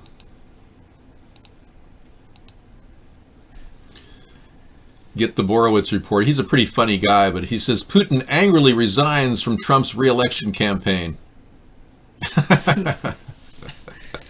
In a stunning rebuke of a former close political ally, Russian President Vladimir Putin on Wednesday angrily resigned from Donald Trump's 2020 re-election campaign. Okay. Thank you. That's pretty funny, Yost. Looked like that was going into your mouth. That special effect of it. I was like, okay, Sarah just breathed that in. That is kind of funny. Like spaghetti. How many coincidences does it take to make a conspiracy? Well, we will find out later. Sarah doesn't talk about conspiracies, as you know. So as you know. We're going to resign the conspiracy subject for a little bit. Retire it, rather. And you guys can get back to what matters to you. But I will add that to our show tonight, for sure. Well, let's be clear. Okay. Thank you. I'll be back. All right. Have that spaghetti. By the time you buy the hamburger, the sausage, the sauce, the cheese, and noodles, and bread, $20 easily. Wow. Well, if you made it the way David makes it, it's not that expensive. He doesn't do the bread. That's one thing. He cuts back on bread and doesn't do the bread. He uses canned tomatoes rather than buying like a $5 jar of Prego. He uses canned tomatoes and a little bit of oregano. Italian seasoning. Like $1 can of Italian seasoning. Spice rack, maybe $2. So anyway. Well, John, ask David when he comes back. Well, I don't think David has any Y2K tomatoes anymore because he eats so much spaghetti. Like, that's one of his favorite things to make that I don't think he has it anymore. It is better for you to make your own sauce. David does that quite a bit.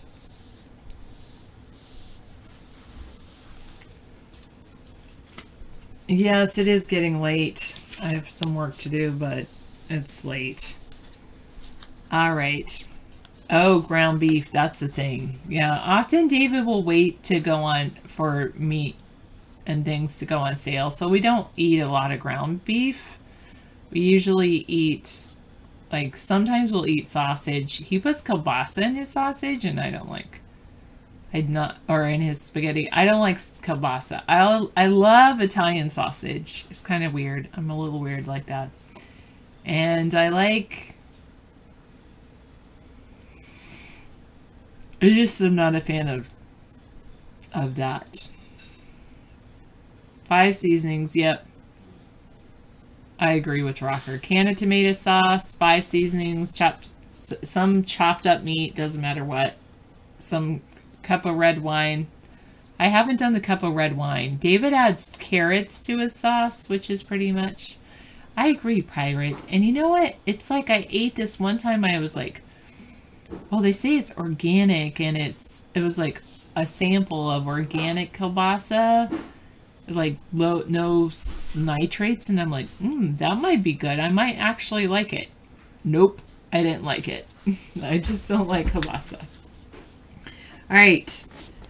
What is the real name of the author Mark Twain? Oh, and it's not Mark Twain. That's not his real name.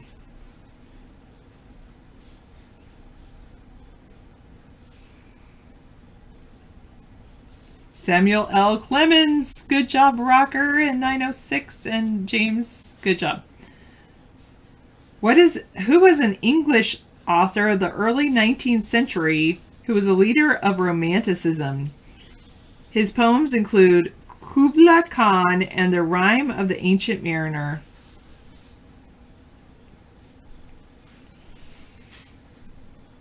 Not Chaucer. Not James Joyce. Not Larry.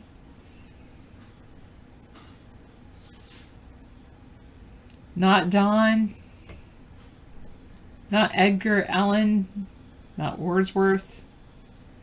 It is Samuel Taylor Coleridge. What is the opening line of The Passionate Shepherd to His Love, a poem by Christopher Marlowe?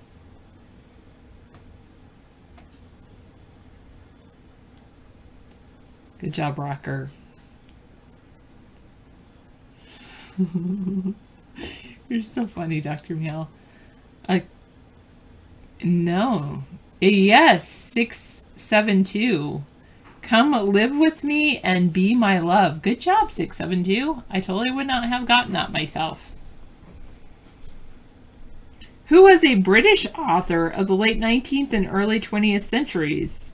He based many of his works, including Heart of Darkness and Lord Jim, on his adventures as a sailor.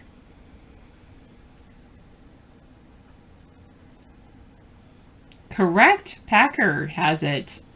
It is Joseph Conrad.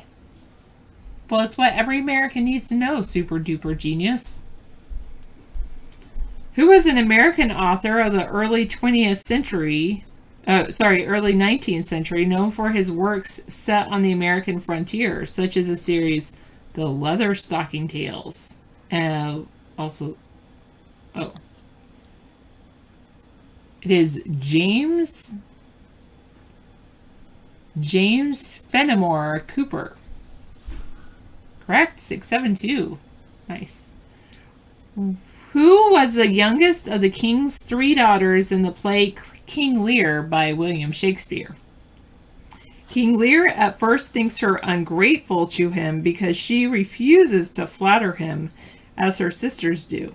He soon finds out that she is the only one of the three who genuinely cares for him. Correct, Cordelia. You must be a good reader, 672, or you must have the book that I have.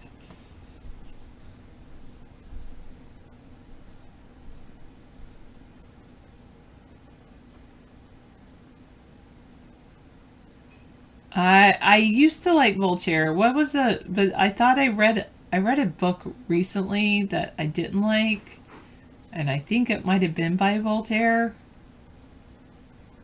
I didn't like it. What was the story? I'd have to go look. It started with a C, but I didn't like it. Okay. Who was a 20th century American author who spurned the use of many conventions of standard written English in his poetry? He avoided using capital letters even in his name, and experimented freely with typographic conventions, grammar, and syntax. He wrote poetry on love, the failings of public institutions, and many other subjects. Not De Niro, not Dr. Seuss, nor Maddox, or Candide, or Spielberg, or L. Ron Hubbard. Think of a guy that you always see his name and it's never capitalized. Like L. Ron Hubbard has a capital L, capital R, capital H. No, Ray Bradbury is capitalized. 217 is correct. It's E.E. Cummings. Moving on to letter D. What is a novel by Charles Dickens, largely the story of Dickens' own life? The main character is sent away to work at a very young age, grows into manhood over the course of the book. The account of his grim boyhood was designed to expose the cruel conditions of child labor in Britain at the time. Not Great Expectations, even though that's a great book. Not of Mice and Men, that was written by Steinbeck, not by Charles Dickens. Not Oliver Twist, also a good book. Not of Mice and Men. It's starts with the letter D.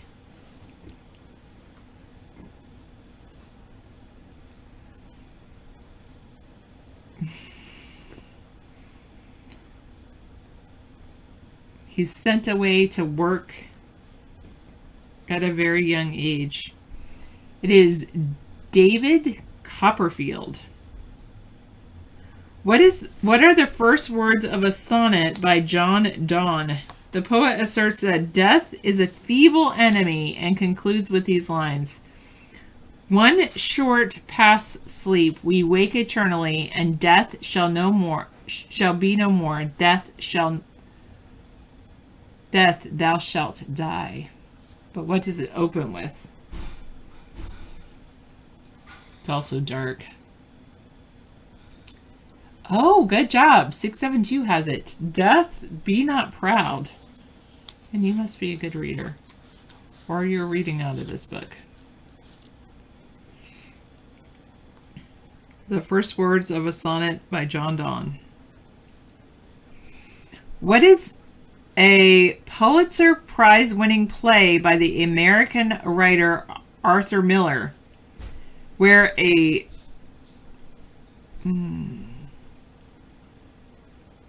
Willy Loman finds himself regarded as useless in his occupation because of his age and kills himself. A speech made by a friend of Willy's after his suicide is well known and ends with the lines, Nobody dast blame this man. Correct. Death of a Salesman. Correct. Good job. Bengalitis, how's it, Dylan? Good. A salesman is got to dream, boy. It comes with the territory. Good job, Bengalitis. Say your name. Bengalitis. Awesome. Good job, Dylan, as well. A rocker. But good job, Bengalitis. Woohoo.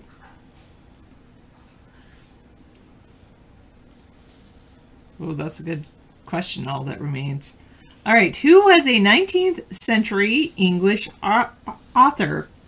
His works include A Christmas Carol, David Copperfield, Great Expectations, Oliver Twist, good night, Allura, correct, Charles Dickens, and numerous other novels. He created many memorable characters, including Bob Cratchit, Fagin, I might be saying that wrong, Jacob Marley, Samuel Pickwick, Ebenezer Scrooge, and Tiny Tim.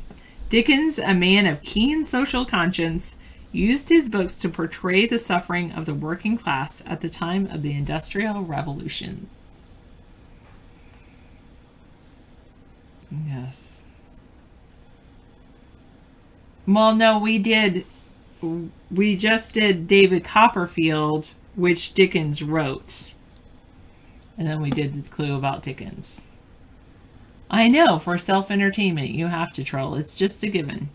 All right. Who was a 19th century American poet famous for her short, evocative poems?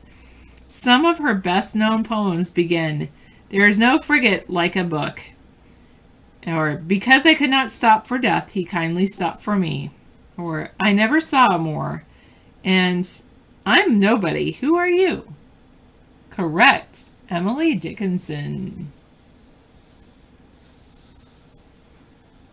Had a job, whined about it, nothing changed. Emily Dickinson. All right. What is nom de plume, like the pen name, of the 20th century Danish writer Baron Karen Blixen? I would definitely also have a pen name if my name was Karen.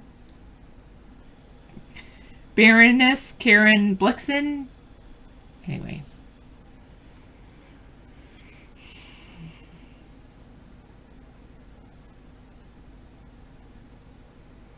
From 1914 to 1933, one. She lived on a coffee plantation in what is now Kenya, and in 1937 published her memoirs of that time. Out of Africa. Out of Africa. Who wrote that book?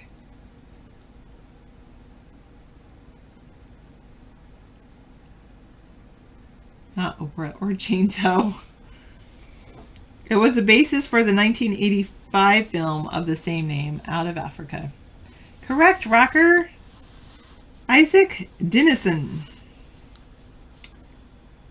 What are two lines from a poem by the 20th century Welsh poet Dylan Thomas addressed to his father who was dying? Yes, indeed. It is trivia. Ha ha ha, 417. Here are the two lines. Do not go gentle into that good night. Rage, rage against the dying of the light. That's a good one. I like that. I do like that a lot. I want someone to read that poem to me if I ever become sick and I'm dying. All right. What is a novel by Robert Louis Stevenson about the good doctor whose well-intentioned experiments on himself periodically turned him into the cruel and sadistic Mr.? It provides a classic example of a split personality. In addition, the two characters often serve as symbols of the good and evil sides of a single personality. Dr. Jekyll and Mr. Hyde. Very good. James Packer and 672. I am a good sport. Thank you, 391. Ooh, nice. Thanks, Misanthropy. It does. It's so nice. I like it. And then I look at my hair. It's like so thick and everywhere, but whatever. It's okay. Oh, you guys should get this one. Who was a 17th century English poet and clergyman, famous for his intricate metaphors, as in a poem in which he compares two lovers to the legs of a drawing compass. He also wrote learned and eloquent sermons and meditations. The expressions, "Death be not proud," "No man is an island," and "For whom the bell tolls," are all from his works. So remember, I just said "Death be not proud." It was not Edgar Allan Poe. 672 has it. John Donne. John Donne. Who was a 20th century American author best known for the three novels that make up USA, a complex and technical, innovative portrait of the United States in which the country itself acts as a protagonist. That sounds really good. I've never read that, but that sounds really good. Sounds like something I should read. The author is John Dos Passos. And the book is USA, three novels that make it up. Maybe one is U, one is S, one is A. I don't know.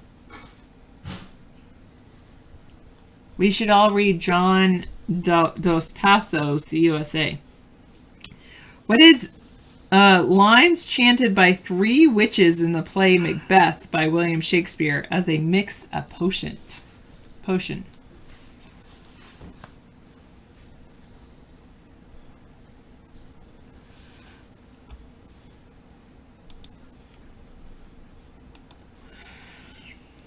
It is double, double toil and trouble, fire burn and cauldron bubble. That's what the three witches chanted. Who was an English author of the late 19th and early 20th centuries, best known for creating the character Sherlock Holmes? His works include A Study in Scarlet, The Sign of the Four, and The Hound of the Baskervilles. Correct, Hevia. And Dylan and James. Sir Arthur Conan Doyle. Alright, we'll come back tomorrow. Heavy is obviously not banned. He couldn't type into the room if he were banned.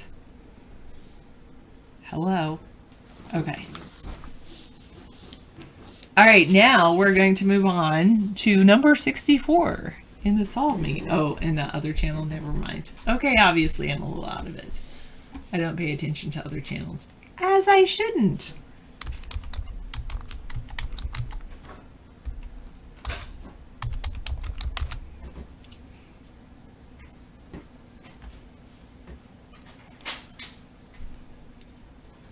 Okay, I'm going to go to play, and I'm going to go to puzzler, but I'm going to start with number 64. Oh, interesting. Puzzle 64. You mean the whatever he's doing. Alright, so it has to equal 64, and we have over here, we have, all of them have 2 squares, and this one has 2 hearts, 3 hearts, and this has 2 hearts. Oh, because, of course, okay, so 64. Oh, it even tells you what the heart is. The heart is 8. And so we have to figure out what the squares are. Well, 8 plus 8 plus 8 is 24. And then, oh, 64 split in half is 32. 32 minus 24 is 8. So then I think the squares are going to be half of 8 is 4. So I think the square is going to be 4. Let's try that. Oh, I'm right. Yay, Sarah. Okay, let's go to the next puzzle. 65. So the total answer is 2. That means each of these have to be 1. That means if each side is 1, then a purple circle is 1/2, and an orange triangle is 1/3. Oh, and they do want us to know. 1/2, 1/3. Let's see if I'm right. I am right. Okay, next clue. 66. Puzzle 66. Alright, all together. Oh, wait. What? Oh, this is funny. It doesn't tell you. Oh. I don't think it tells you. It doesn't tell you the total answer. It just says...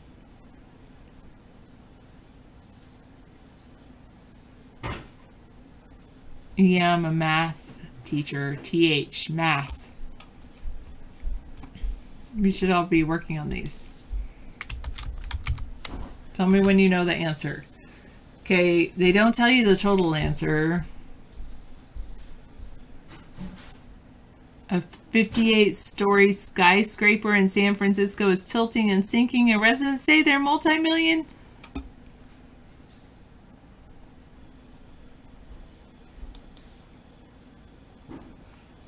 Condos are nearly worthless.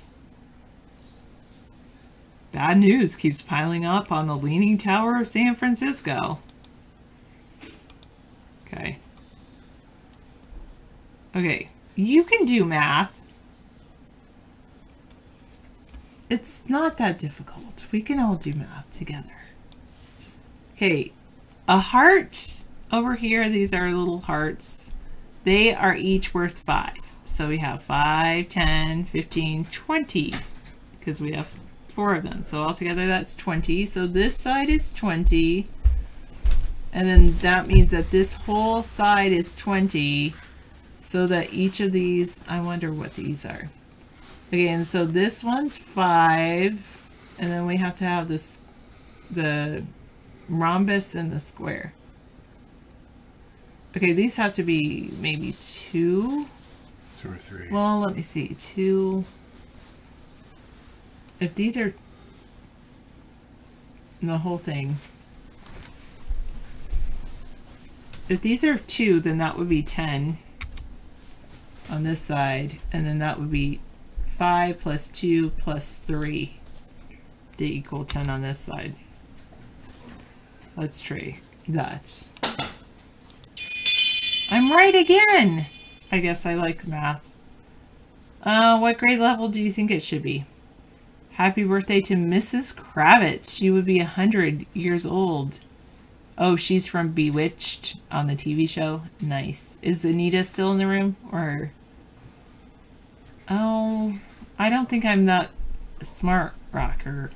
I don't like the word smart anyway, because I'm glad that Chinese preschools do this kind of math. I wish U.S. preschools did this kind of math. I should email and tell my friends to do this kind of math with their kids. Yeah, I mean, I hate the word smart meter because smart meters have never really been fully tested. And I just found out a troubling story earlier that maybe smart meters are getting bad readouts on electricity use. Because all of our electricity raised like 50% when they got the smart meters in. Our electric bills went up considerably across the country. Okay, next time I'm on, you can remind me, we're going to do puzzle 67. So, what was I saying? The reason I don't like the word smart. Yeah. I think that it devalues how much effort people put into their studies. Sure, yeah. Sure. Well, I hate stigmatizing kids in separate areas, although they should be put with aptitude. But when a kid gets assigned to the special class or the academically talented class or whatever term class for gifted kids they have, it stigmatizes those kids. And the other kids feel stigmatized too, the ones that don't have it, which I think there's a problem with that. I might, you can say anything about me you like, 874. However, I did win a scholarship from Mensa. Yes, she did. So, that's all I'll say. Bravo, Sarah. Thank you so much for helping out tonight. Awesome. I've never had my IQ tested, 874. No, she's never been tested. But I did get a scholarship from Mensa, so I think I'm smart enough to not give them money, but smart enough to have them give me money. Yeah. And those are all considered genius people. That's right. They gave you money. You didn't give them a dime. Correct. So who's the smart one there? That's a good scholarship you got, too. Congratulations, by the way. You deserve post congratulations on that. We'll congratulate her for many years to come on that one. Yeah. Your meter tells you when you're using it how often. Yeah, Pirate Ripley, but we found out that meters aren't exactly accurate earlier. Yeah, smart meters. Let me give you the article. All of you can read about it. It's on antinewsnorthwest.com. It tells you about all the different problems with the core components of these smart meters. Yeah. Yeah. That's a ticket. Yeah.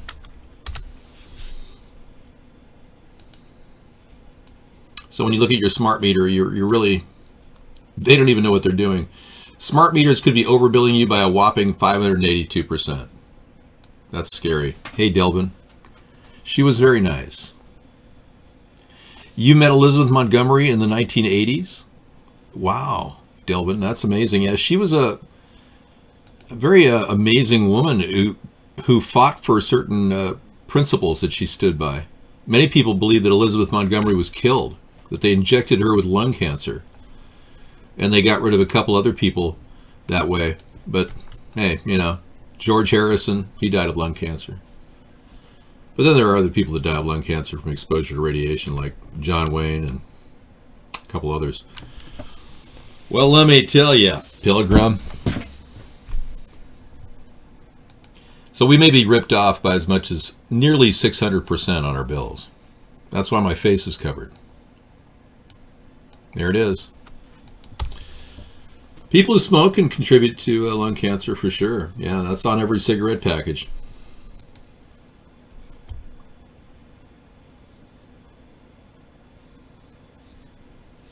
Stay tuned. Okay, Sarah Carter, DC. Are you following her on her daily rant? Yeah, John Dunsworth of Trailer Parks Boys passes away at 71. Are you guys going to be giving me links to some of his famous routines on Trailer Park Boys? We'll have to do that tonight.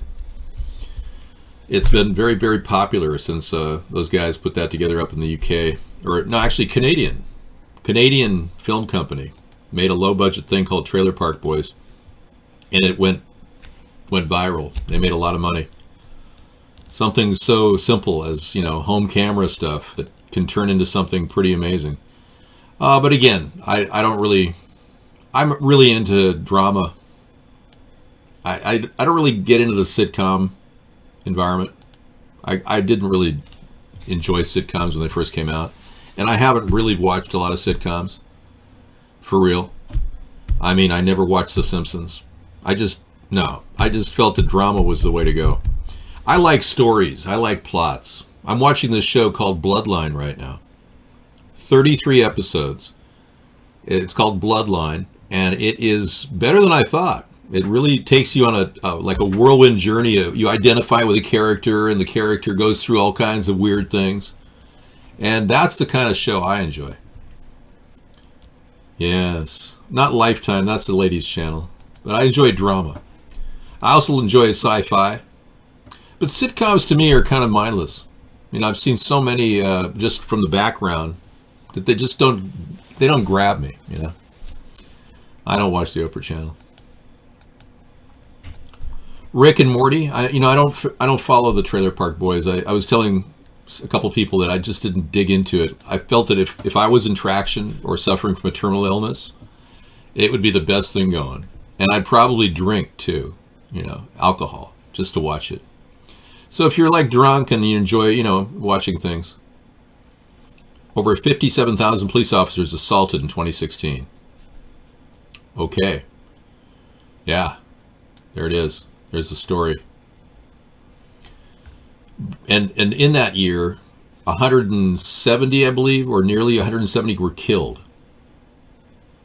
Now, out of those 57,000 police officers assaulted, many of them ended up killing the people that, you know, they were having problems with. So 1,203 died last year of people that were unarmed and, in most cases, were disabled. So for 1 out of every 9 people that get killed by brutality or involved in a crime involving brutality would be the cop. The cop is one out of 9. You can see me watching black entertainment television. Excellent. I enjoy Hallmark. You talking about cards or the movies? Yeah, the movies are pretty good. I think it's kind of a general audience kind of venue, and I think it's healthy to watch that, especially if you're in a family watching shows together. I wouldn't want to watch violence, or if I had kids, I wouldn't want them to be watching violence all over the place. But hey, what are you going to do? You know, you're living in America where they let violence into TV like it was nothing.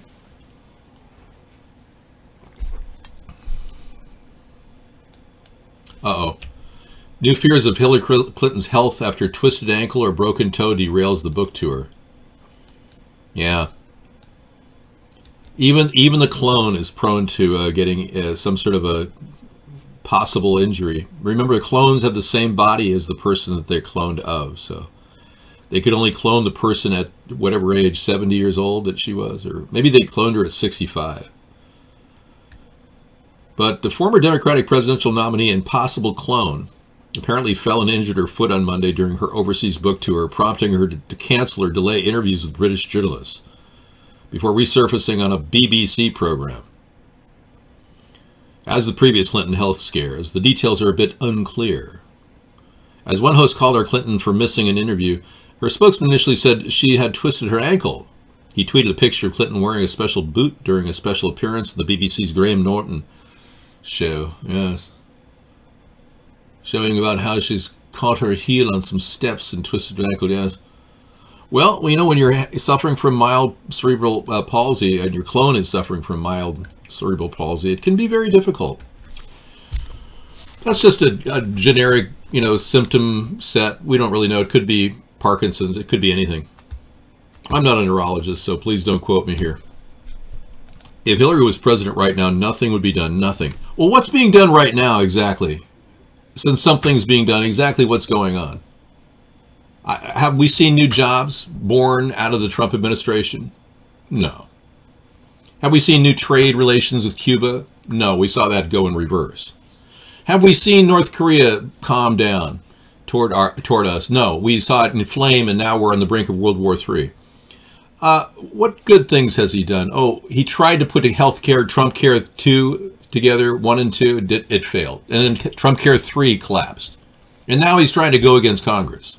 Oh yeah, we're seeing some real big changes here. Oh yeah. And I guess he's still golfing almost all the time, or at least 50% of the time. So yeah, we're seeing an amazing Trump administration evolve. You like watching new kitchen products and electronics on QVC. I can see how that could be very relaxing, but just don't buy those products unless, of course, you want to buy them. Then, by all means, buy them.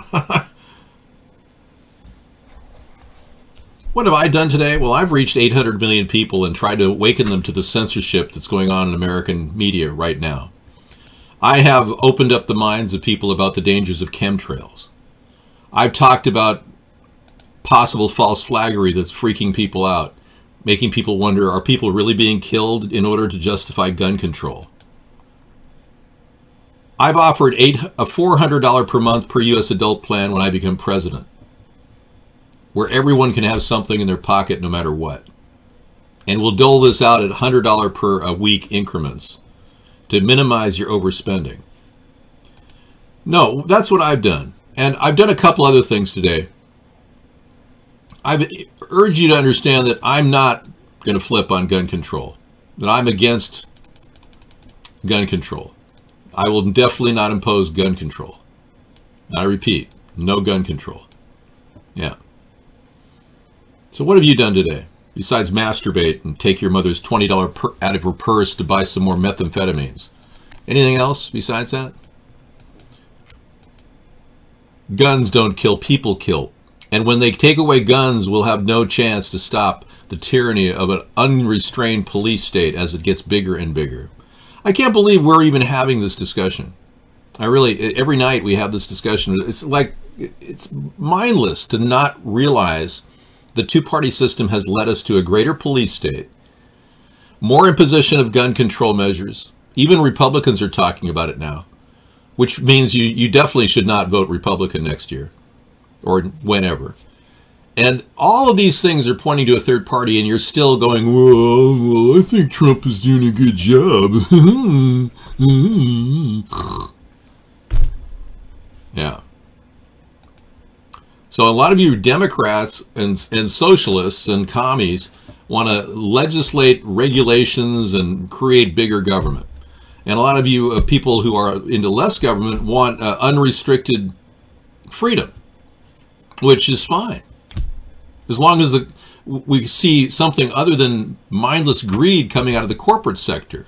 But all we're seeing is corporate venture capitalist profit and basically make money off of labor, whatever labor they want to get, foreign, illegal, or legal, and then go ahead and send their money overseas for investment, which isn't leading to anything important for the average American. So we can't just have business have unrestricted control and do whatever they want, like Republicans want. So clearly in the center of the political spectrum, we need the government to do something, but at the same time, keep it simple, keep it slim, keep it cost effective. And I think that's a major, major focus on the difference between what we're offering and what the two parties are offering.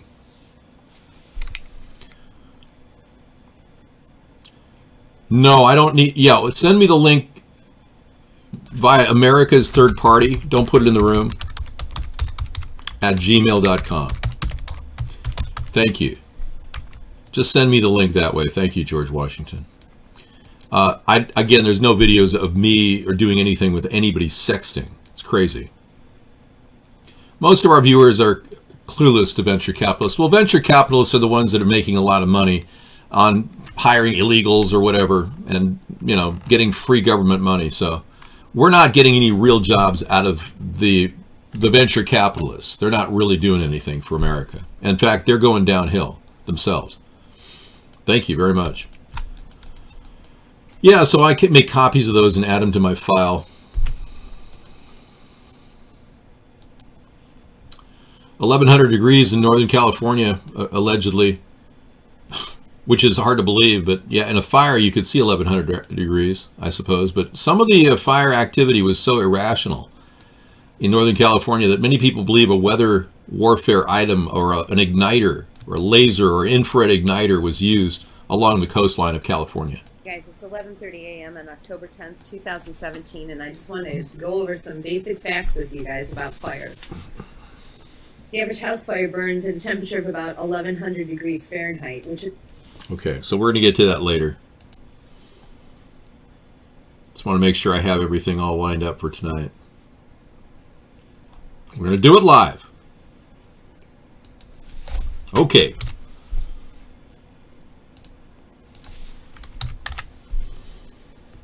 Hey guys, it's 11:38. Yeah, gun production did skyrocket when gun control measures were put in, but that's not a good reason to have gun control measures. So the gun sales go up. That's ridiculous. There's no way that we're going to say that somehow Hillary Clinton was supporting gun sales when she keeps pushing for gun control. But you're right. That is the outcome. It's a fear-based outcome. Mr. Leahy, RIP here. He's one of the actors in this particular screen. This screensaver has now reached into darkness, has gone to the other side. Brethren, Mr. Leahy has passed away. Leahy cop. And, you know, I understand he never drank. Anecdotal evidence here that even people that don't drink can die at 71. Very short-term illness has led to Mr. Leahy's death. Thank you so much. The guns kill Dave? No, I'm not saying anyone should kill me with a gun. You people who are clinging to gun control, let me remind you that every single Holocaust in the history of Holocaust has been preceded by gun control. Anytime they get rid of the guns of the American people, or any group of people, like the Germans when they had gun control imposed by an international small handgun law, much like the one John Kerry signed into law in 2007. That's the kind of gun control Hitler imposed, and he pretty much demilitarized an entire ghetto and proceeded to cart the Jews off to the death camps. Do you understand what I'm saying? Do you have any ideas of the power of the Gestapo? Do you want a Gestapo in America? I'm only saying that in a Nazi accent so that you'd understand what I'm saying. Do you want this? Is this what you want? Are you Jewish? Are you Muslim? How do you want people to go through the streets checking your identity to see if you're of a certain race and then cart you off to a death camp? Is that what you want? Press 1 if you want that.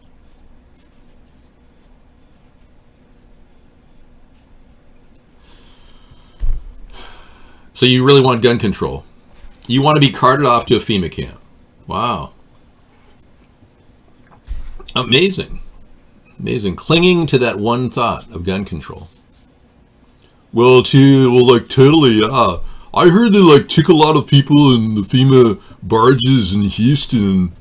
Strangely enough, the Houston barges that were put off the coast of Houston, or Galveston, they were possibly used as... We don't know, because there's no video of anybody who's been on one and saying, hey, I'm here in the barge, checking out the FEMA barge. What's going on, dude? Instagramming you. How do we know they're not being carted away in big trucks to the incinerators right now? How do you know that? Now, Southwest Airlines is unloading some very dirty, chocolatey, toxic chemicals at sunset. Watch this. We talk about chemtrailing and weather modification and weather warfare on these Conspiracy Monday shows too. Chocolatey. I'm not sure who this is. They're dumping. Sunset dump. Looking very... Wow, look at that. Chocolatey. It's just a Southwest Airlines just dumping right on top. They're probably delivering people, too, who are unaware of this. You can... I added it to the list. Thank you. No, I can't send you any money at all. $400 is something we're offering people when I become president 6 months into it. I have to set up an infrastructure bank first. I can't just give you $400 per month as soon as I become president. Sorry. But the idea would be great. It would keep things rolling. People need a little bit of money in their pocket just to, you know, take care of extra expenses. Say you have I want to build onto your house and you want to buy some landscape material.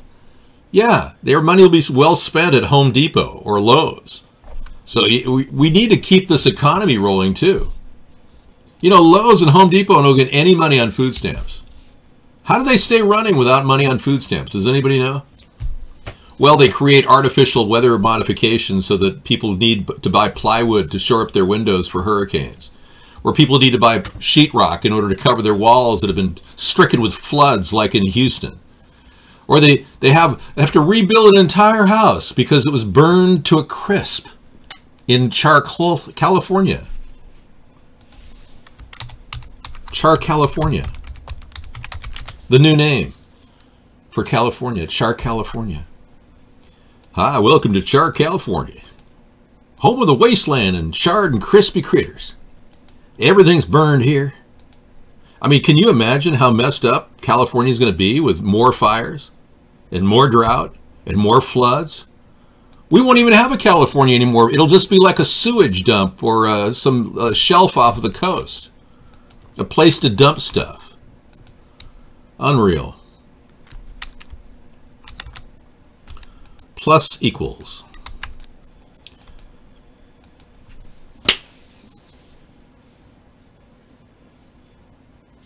Well, we have a very interesting chat going here, and it gives me a chance to clean up my stuff that I got here.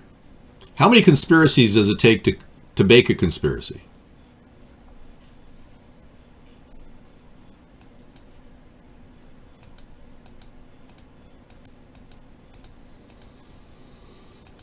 Okay. How many coincidences does it take to make a conspiracy? According to CNN, Fox, CBS, PBS, ABC, NBC, and MSNBC, there's no such thing as a conspiracy theory. These people believe that two bad people would never get together and plan to do something wrong. Exactly.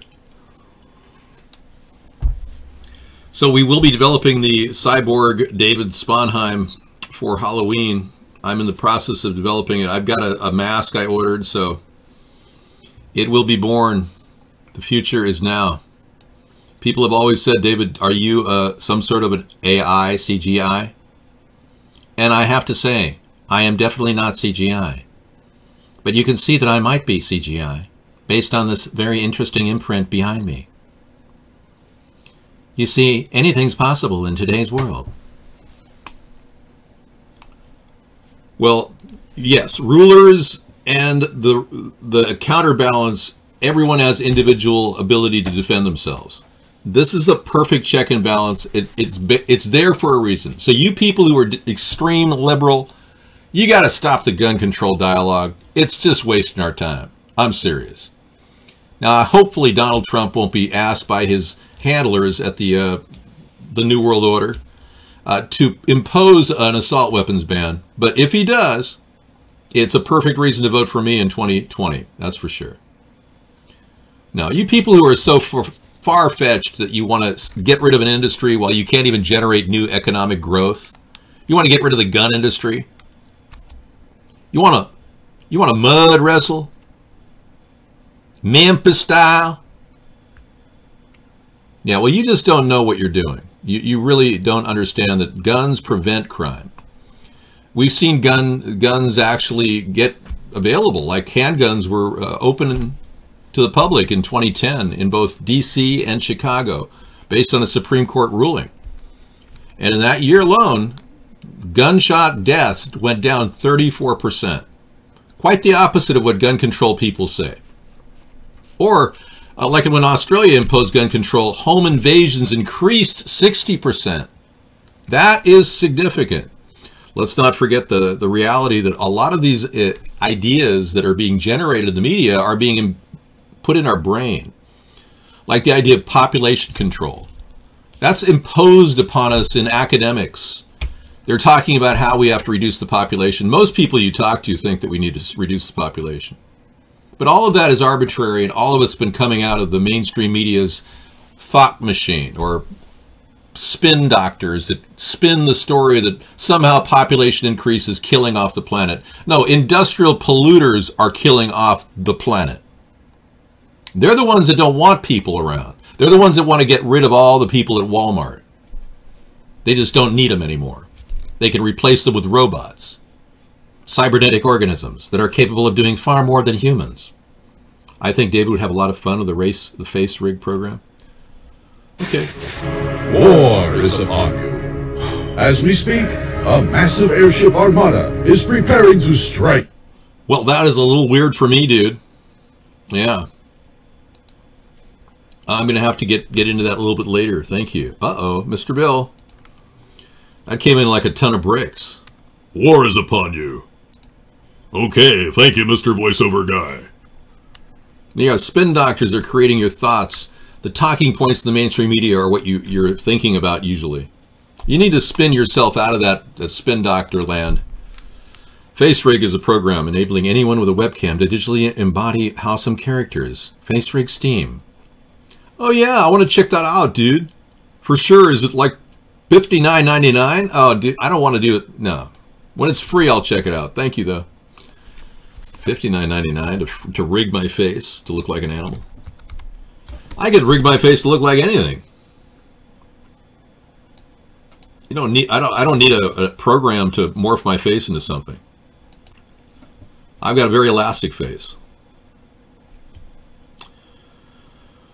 Okay, so at the bottom of every conspiracy theory is a premise, and the premise that I'm going to present to you right now is pretty much at the bottom of all conspiracy theories.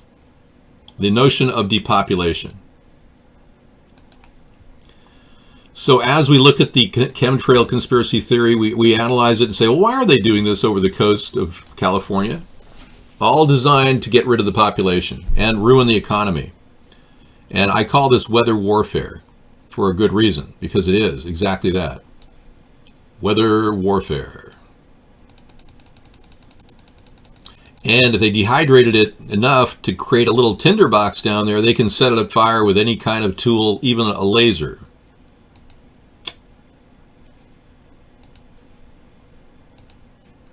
So that's something that I talk about on our show. No, the program is free? Is it really? Are you serious? How come it says, the Steam program says $59.99 on it? Now it's down to $44.99 after I said that. Is it watching me? Pretty soon it'll be down to $22.99. And if I don't buy it in the next 15 minutes, it'll probably be down, it'll be free. Oh yeah. Pre-purchase now. Oh, no, that. Whatever. What do you mean I don't own any firearms? Of course. What's your name? Someone says, David, asshole. Unban me, idiot. Okay, so your name is idiot or asshole?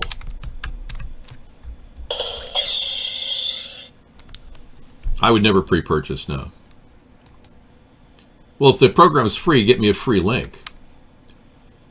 No, I never masturbated on cam, and if she thinks she has a recording out there, I'd love to see it.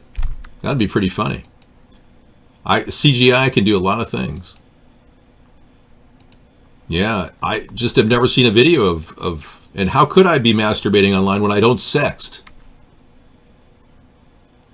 Yes, here's the email, right? One more time. America's Third Party at gmail.com, George Washington. Not George Washington. Cancel that. America's Third Party at gmail.com. There you go. What do you mean I don't own a gun? Yeah, I did not admit that. I actually, idiot, unban me, asshole. Okay, so let me get this right. Slash unban idiot asshole. How's that? I unbanned idiot.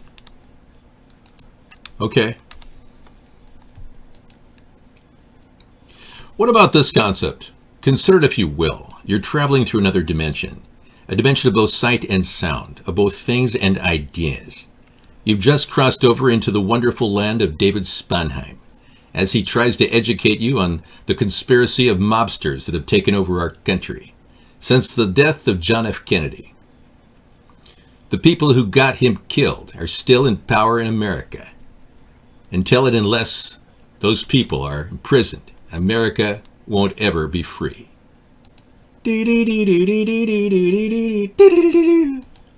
David, ban me, you unban me, you asshole.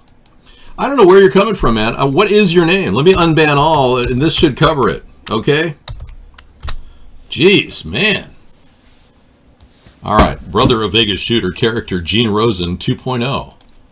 Wow, somebody did a facial comparison between Gene Rosen, the guy in Sandy Hook that claimed he was having children over, even though we never saw any children or anyone near his house, who was a speaker on cam about the whole event.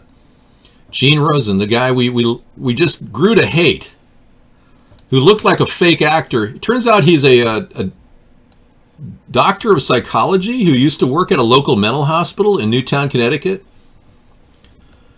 Yeah, he was a medical, I think a psychiatrist.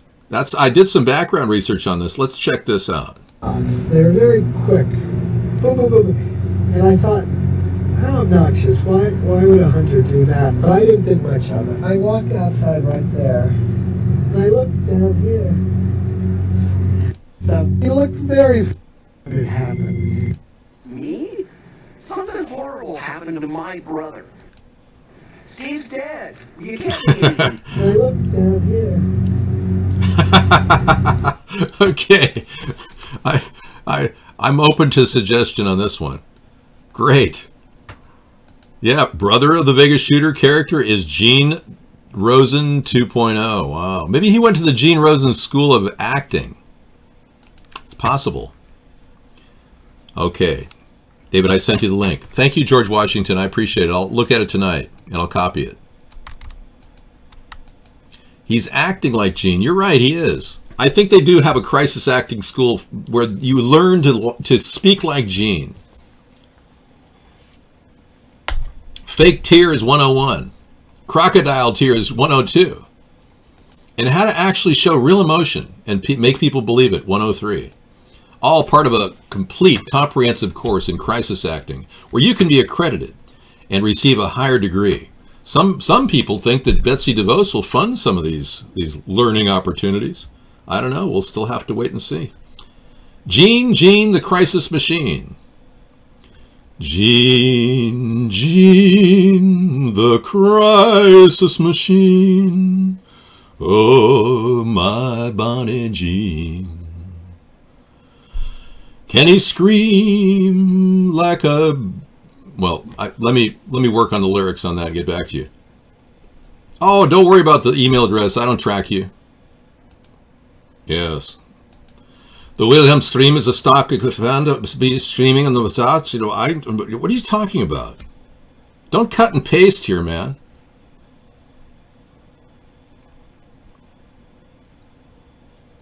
It's Monday. I see the black shirt. Sarah just left for the second time. I see David doing his random thing. Yeah, pretty predictable, isn't it? It's the regular Conspiracy Monday show, where we show you all the chemicals that are being dumped in your head and you just ignore it. Very predictable in your mind. I have a certain uniqueness to every show, though. We don't just give you the direct thing every night. If you queue us up at this time every Monday and just space them all together, you won't be talking about the same thing. This is the first time I talked about the laser plane that may have ignited the entire West Coast. Yeah. This is the first time I talked about the Latvian girl possibly being a Russian agent. Hey, since people in the chat didn't believe that I'm Latvian, hey, then es esmu latvieta, un es nevienam nemeloju, un es runāju latviski, tā kā tā, jā, davai, aiziet, kā jums visiem iet. We have confirmation that this person has a Siberian accent. Yeah. May very well be a Russian spy. Can I show her original video? But of course. But I don't need to do that. This is not a courtroom. And they are not on trial. But you will be if the New World Order takes over. You will have very few trials since the FEMA camp protocols are already ready to go. You see, we have Operation Devolution, which takes down your entire government and gives the UN total authority over Americans. Fukushima residents win a 500-meter yen payout over nuclear disaster. 500 million, I'm sorry, 500 meter. 500 million yen payout. That's pretty cool. How many dollars does that equal? Checking.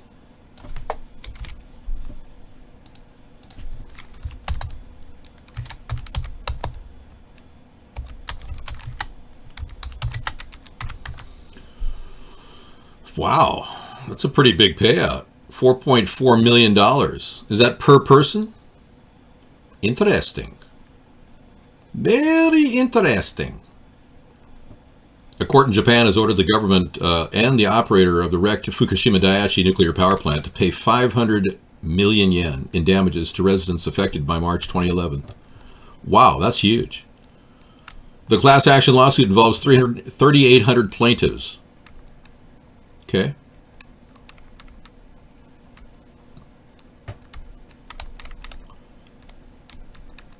Oh, they're going to receive up to 360,000 yen per person. Very good. Excellent. All right.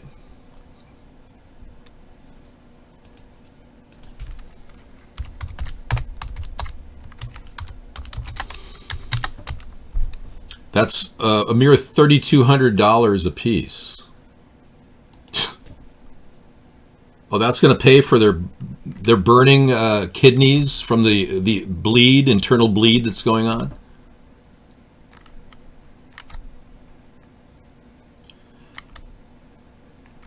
Well, I have only responded to emails from her because she has said that she's my greatest international supporter up until when she started slandering us.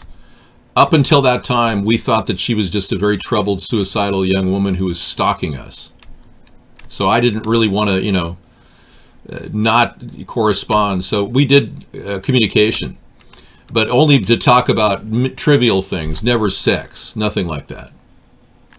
I will unban all. Yes, sir.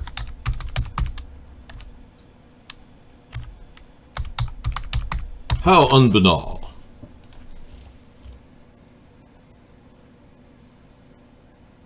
Yeah, and the settlement form allows $3,200 to each individual. It's just nothing.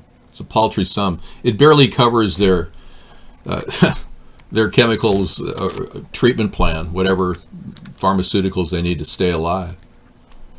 Yeah, anticoagulants I would think would be necessary. Any type of treatments, like, or I would say the most important thing would be diagnostic treatments, checking to see if anybody's developing any tumors or anything. That would be costly. That barely covers it. If you had $3,200, you get a 100-inch TV. Well, there you go. You could be a Fukushima victim and collect $3,200 and buy a 100-inch TV and sit there in radiation land and just glow. You can become a glow plug. Yeah, become a glow plug for Halloween. Radiation victims. Don't do that because they'll end up buying some radon outfit and getting some sort of a severe chemical burn from the outfit. They make this glow material that they put on Halloween costumes. I don't trust it. Yeah. Anyway, the mask has arrived. It has arrived. It's yeah, it's definitely there. So I'm going to cut the eyes right in here, and I'm going to put the box on my head, and I'll be box head. It's pretty cool to have a box like that to wear for Halloween. But whatever's in it's going to be pretty cool too, because I ordered the cyborg mask, which is kind of a retro steampunk thing. Should be interesting. Harvey Weinstein helped pay Bill Clinton's legal bills during Monica's era, during the Monica Lewinsky period. Yeah, I heard about that. This whole thing is bouncing back on Bill Clinton. Well, everything's going to kind of go back on Bill.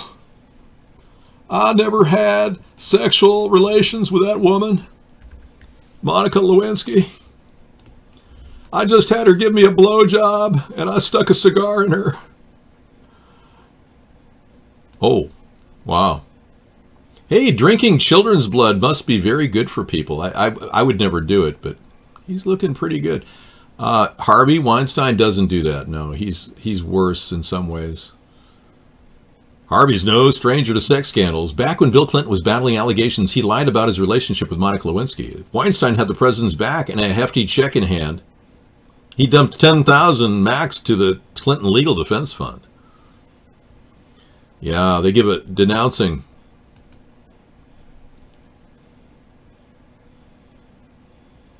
Not sure what's happening. The computer just was hijacked by foreign hackers. I do not ban you, and Marquitos may be banning you. It's anytime I ban, it's very selective. It's only for people that have been very bad guests that need to be banned. I unbanned all just a second ago. I'll unban all again. There you go. I hope this helps. I hope you get through. There's been all kinds of attempts to shut this channel down, so we're still operating with censorship in full bore. And we haven't found an alternative channel yet to really jump into.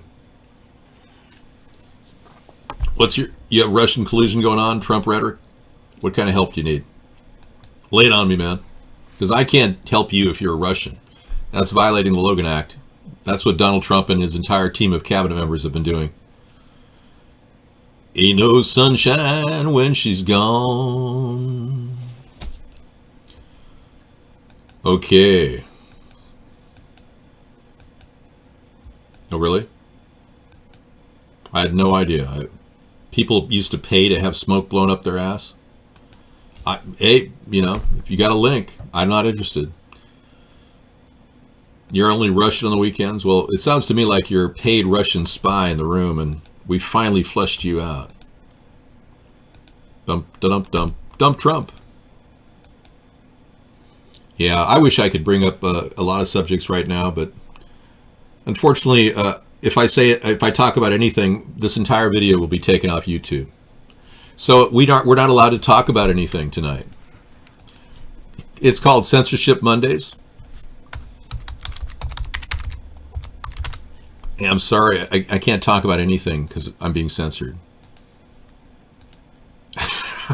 Hey, that might be true someday. I'm not kidding. It's a joke, but yeah, it could be the wave of the future. I know, it's after midnight. The box on top was put together by San Juan Municipality. The box on the bottom was put together by FEMA people. This picture speaks 1,000 words. It's very dark. That's not the picture. This is the picture I'm referring to. Box on top put together by absolute San Juan Municipality people trying to get people food, beans, soups, real viable food ingredients. Down below, you got your carbo, your apple juice, applesauce, unsweetened with saccharin in it. Cheez-Its, totally full of GMO wheat and, oh yeah. Thank you. I don't know what is working for. She's not Russian. So maybe Latvian girl was American after all. I would never... Look, I've never done that with anyone online. I've never gone into a sex chat. This is it's the most ridiculous thing ever. Dave, back in my Nam days, I once taken prisoner by Viet Cong. They would force me to watch the sitcom Hee Haw in a never-ending loop.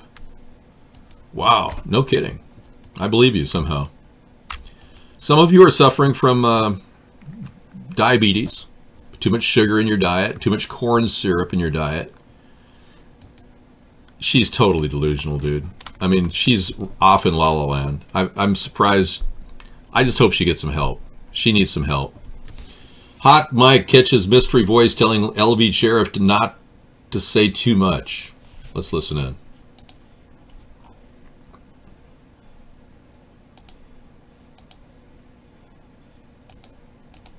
Hot Mike in the city.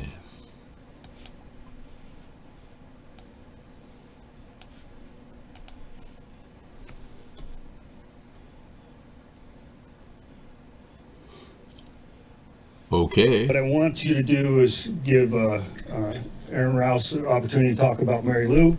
He may not have anything for you, okay? But I think it's fair for you to ask him, and then I would like to get to Senator Heller and Commissioner Sislak.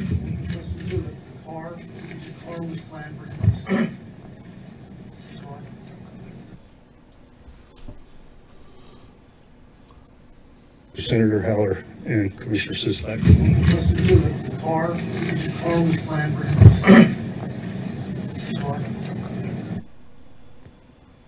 Don't go there. Don't go there. There it is. Don't go there. Don't go there. Don't go there. Big boys don't cry. Big boys don't cry. Like that Paul McCartney Wings song. Big boys don't cry. Don't go there. Yeah, don't go there, buddy. Yeah, don't talk about the truth. You don't want to do that. Yeah, that won't get you promotions. So what about that woman that died who talked about multiple shooters in Mandalay Bay? Boy, that's sad. They say it was an epileptic attack or something. Or was she asthmatic? I'm not sure. Whatever. So many people are dying left and right from just whatever. It's hard to believe that somebody...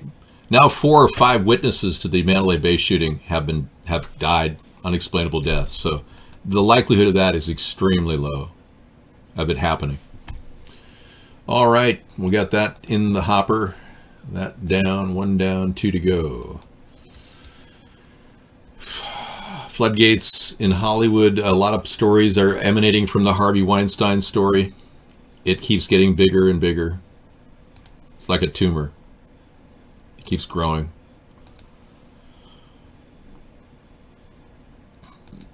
Yeah, I know.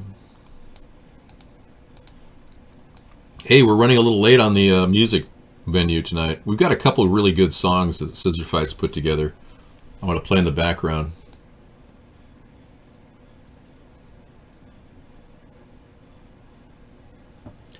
If all the women who have been sexually harassed or assaulted wrote "Me Too" as a status, we might give people a sense of the magnitude of the problem. Yeah. There ought to be like a hashtag Me Too. And then another hashtag Don't Go There.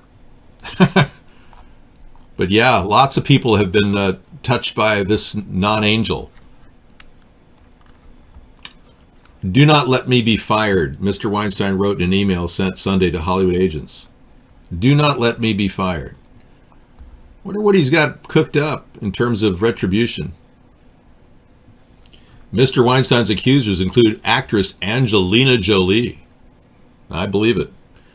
There's evidence that she might have been involved with some pretty dark characters in her life. We have a video that I should show you if I haven't already, just to deliver that to the audience, because it's worth looking at. It's the kind of darkness that's emanating out of Hollywood today, and it really makes you think, especially its connection to all these weird activities of satanic ritualism. Yeah, you heard me. Satanic ritualism. Who would have ever thought?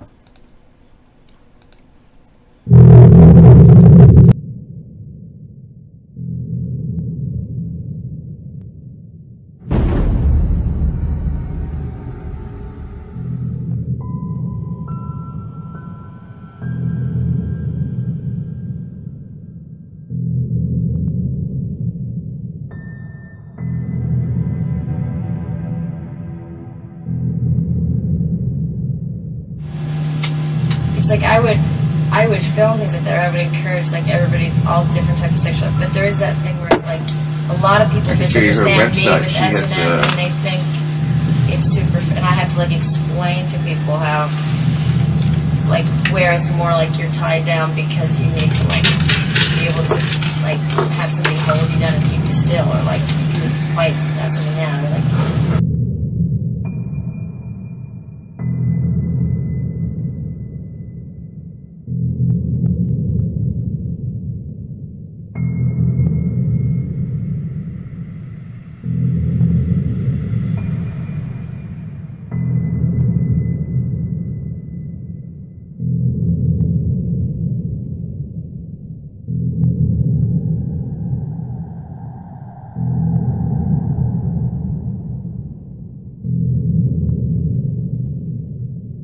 Be able to heal once you're beaten, like, or something. It's like it comes from that real place of like, you know, as opposed to being accessories or something like.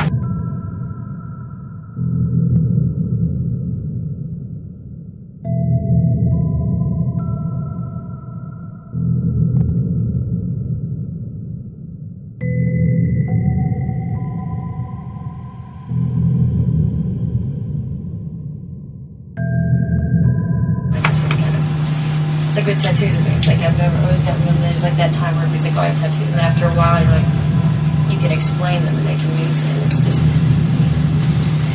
it comes from that real place.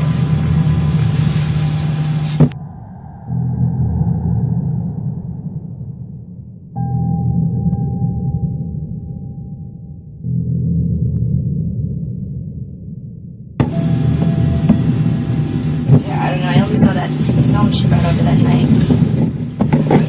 People more like darker, like that kind of, you know, but it's a great thing to be able to like see everybody's sexual, like just sexuality, but it's so weird when you just, I had like the most amazing compromising pictures of people.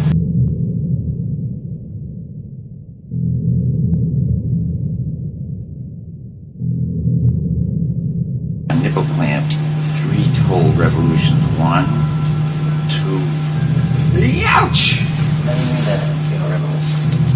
Like the twisting of a nipple or something? Yeah, 3 full times. I only saw that one she brought over that night though. And then dripping candle wax on. Animal sacrifices are not rare during these rituals too, as the Illuminati is known as the Brotherhood of the Snake. My snake, I had to try to kill him. Incorporate it. Yeah. Okay, at that point the audio becomes unclear. Yeah. Wow. You know, I believe in redemption. I believe that people can, I believe people can come out of their state of satanic evil. But I can't help them do that. There is nobody but them. They themselves have to do this. Yeah. They have to get away from this evil, this darkness. It's killing them. It makes you really wonder about the human race when you see this kind of behavior.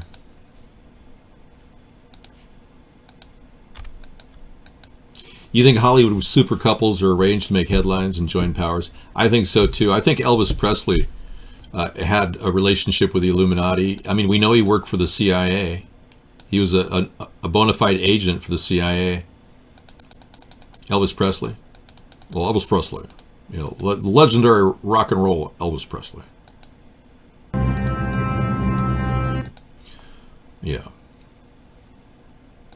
Blessing of the grace of God, a gift, only a gift that is given. He taught me so much about love, about mercy. I mean, like, I cannot give you what, there's no condemnation in Christ. There's no nothing of just love. It's what will break. It is freedom. It is freedom. The only freedom that we have is truly. Freedom of awesome.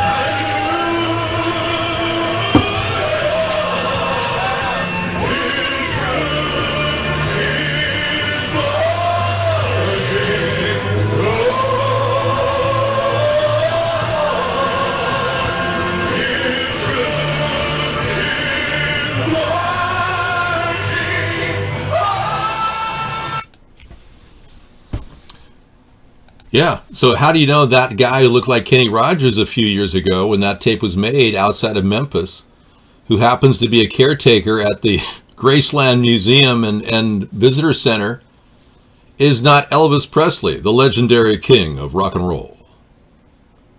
Yeah. King of everything. King. Well, thank you very much. The legendary Elvis Presley. Yeah, so Elvis knew the family of the Jacksons. Oh yeah. And when Priscilla married the Michael Jackson we knew and loved, what exactly really happened, we don't really know. But the relationship didn't last very long. Elvis is actually referred to in present time by Priscilla in an odd interview that was captured on Oprah. Listen to this. You know, privileged children are, you know... And Elvis wanted her to have everything. Because he didn't really know. He too grew up very, very poor. Yeah, and it's exactly what he said the other day. And he said, you know... And it's exactly what he said the other day. So at this point, she made a very big faux pas, an error, in which she obviously looked at the camera and was like, he said it the other day. Well, no, he's actually supposed to be dead. He died in 1977. So yeah, some people believe that maybe he just faked his death and knew the Illuminati and they got him a ticket out. Other people believe that, other people truly believe, and I'm not making this up, that David Bowie faked his death recently and is living secretly as a record producer. But the thing is, in this picture, you'll see the guy who really is the supposed record producer and that he's claiming to be. And then you'll see David Bowie pretending to be that guy. Watch this. After uploading that video last night, showing that David Bowie is alive and well, playing the character of Jack Stephen, a supposed music industry executive with Fortress Music, I received a few messages from people stating there is a Jack Stephen on VMO. Let's compare the two. One thing I noticed right away, the teeth are not the same. I'm going to break this down a little bit here. Then I'm going to play the clips with David Bowie speaking and Jack Stephen, the supposed Jack Stephen from a few years back. Let's take a look at this image here. This is the Jack Stephen from VMO in that video I'm going to show in a bit. Let's take a look at David Bowie and his teeth here. And that smile, you see no gap whatsoever in these teeth.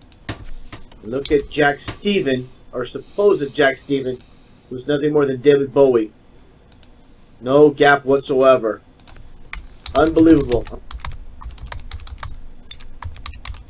I'm going to play some video clips. Again, with Jack Stephen speaking, you can clearly see that gap. I got a little bit of a close-up. You can definitely tell that this character, Jack Stephen, and David Bowie's playing that character, Jack Stephen. And who knows what happened to the real Jack Stephen, but nonetheless, David Bowie is alive and well. And he showed up on Sky News playing the character, Jack Stephen. I've been asked here, as a complete outsider, to talk about Dallas's music scene. I have to stress that I am here on vacation, and I'm spending a lot of time in Dallas because I have a girlfriend here who I've fallen in love with at my grand old age of 53. Girlfriend here who I've fallen in love with at my grand old age of 53. Friend here who I've fallen in love with at my grand old age of 53. First, sum up how you felt this morning when you heard this. I was just saying earlier that I actually felt that part of me had died. I mean, I have to say that's how much an influence he is to me and to thousands and millions of people around the world. Exactly. And strangely, I'm surprised. I sort of lived through John Lennon's death, Elvis's death, and sadly, this one's affected me more than any other. I mean, it's a very strange thing. I can imagine so. Yes, cover-ups. Naturally. There they are. Let me see if I can get this lined up. Hold, please. Yeah, that's the guy, David Bowie, pretending to be Jack Stevens. And here we have Jack Stevens and David Bowie lined up, the faces. Take a look at these. Now you're telling me there's no similarity between these two faces? Really? You're actually telling me that? Yeah, the Pont of me had died, yes. Thank you, Scissor Fight, for that link. I'm going to play that video. Dr. Wayne Carver, coroner at Sandy Hook, may have been at the White House. Yeah.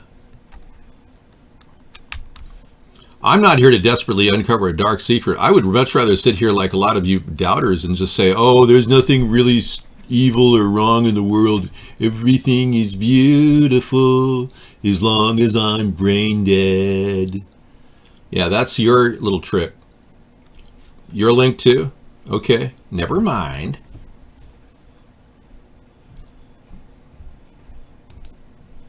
I'm Afraid of Americans, directed by Dominic. Okay, I'll play that a little bit. We'll get that right on there. You betcha. It's a story. A man named Brady. Man named Trump, who was very, very, very, very greedy. So he took Russian money and won an election in America. Really, I am the manager at Burger King, and you owed 34 cents on that Whopper, lady. Yeah. You don't think I saw you shortchange the register? I don't mind talking about conspiracies on Conspiracy Monday. David, I'm reading you 5x5 on my Yamaha Vantage D VR 960 receiver, and then onto the Klippish R28 towers. Man, you must have some studio. Bag-end audio.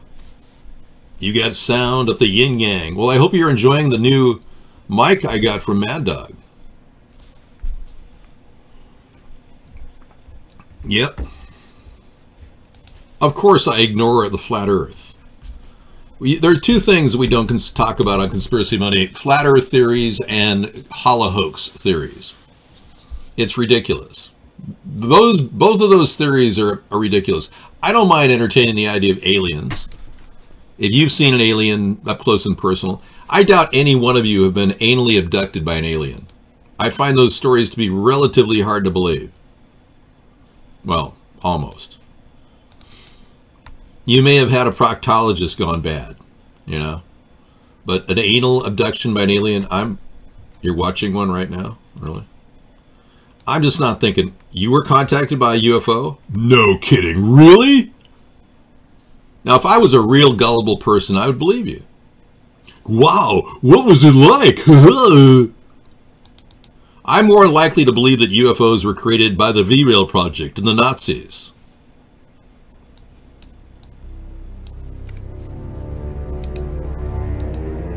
The V-Rail Project was first developed by Adolf Hitler in the 1930s. It is through this technology, their ancient wisdom, created alien spacecraft out of this world.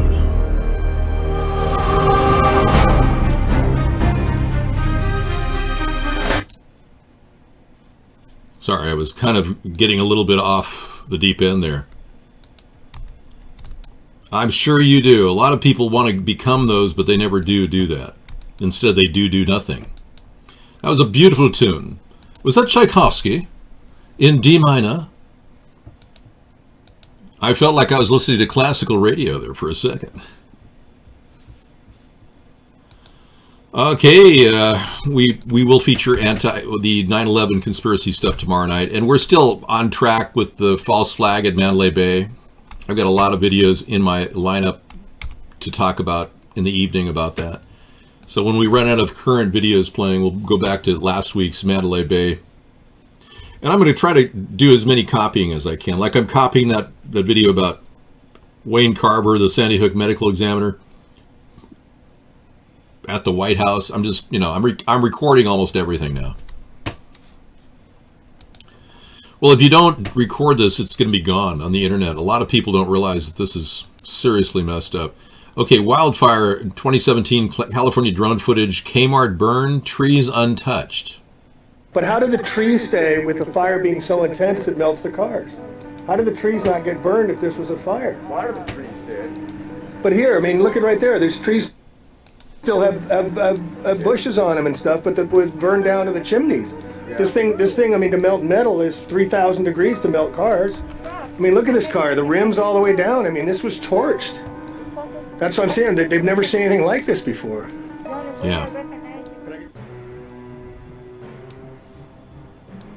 Here's the Santa Rosa fire. Wow. So much for Taco Bell. Ay, ay, ay. Yeah, that's pretty messed up. We pass. Look at the, yeah, the trees are untouched there. It's almost like a laser beam came by and just zapped the ground. The Kmart building is knocked out, but the trees nearby are not even ignited. No. Yeah, they didn't want that Kmart. You know, it's interesting how Kmarts are so useless. It's a lot easier for them to torch them than to go through the process of demolition. And, you know, there's so many empty Kmarts in America, it's like a field day for commercial investors and real estate brokers. So they probably just said, yeah, we're going to target all these particular properties, so we're just going to go in and take and shut it down. Yeah, no need to go through that process of, you know, asking, requesting for a demolition and then rebuilding, and we'll just burn it to the ground. It's a lot easier, you know. That's what we do, you know. We take care of business. We build new things. That means they're good for business. You know, Home Depot makes us a lot of money. You know what I'm talking about? Yeah, some people think this is a big scam to make Home Depot some money. Yeah, wouldn't you know it? UFOs silently zap a U.S. military base for hours. Ooh. Let's play that over here so I can look at you. You're shining and gleaming examples of good, honest people trying to tune in to what's really happening. All of you are, and I appreciate your viewership. We're trying to become aware. We've got a crisis of awareness going on in America. Look at that. Alien UFOs zapping a city. Look at this. May 21st, 2011. This is a different angle, and I'll show you several more so you know it's not a hoax. This happened at the U.S. Army National Guard base. Direct energy weapons were used underground. Well, from above to underground, wiped them out. They had technology from Afghanistan that they should not have removed, and they were warned, so they were spanked big time. Muy genérico sobre una situación que se ha dado en una base militar norteamericana el día 10 de mayo del 2011. There's one of the UFOs right there. They're the good guys. There's another one. They spanked them for 2 to 3 hours, and it was silent. Yeah, I believe this was happening in 2013. Similar lights were seen over the skies of the hurricanes that happened. Hurricane Harvey, Irma, Maria, Hurricane Maria. Yeah, there you go, man. All right, dude. What's going on, dude? I'm going to talk more like Americans sitting around watching football. Attention Kmart shoppers. Okay. It's a recorded version of all the different things they played behind the scenes at the Kmart shopper sites. Kmart, October 1989. Dateline.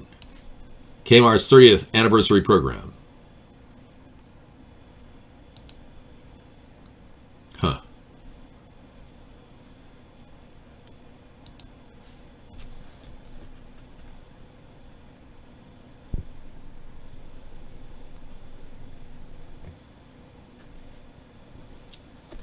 Not sure what this is. It's a recording of a...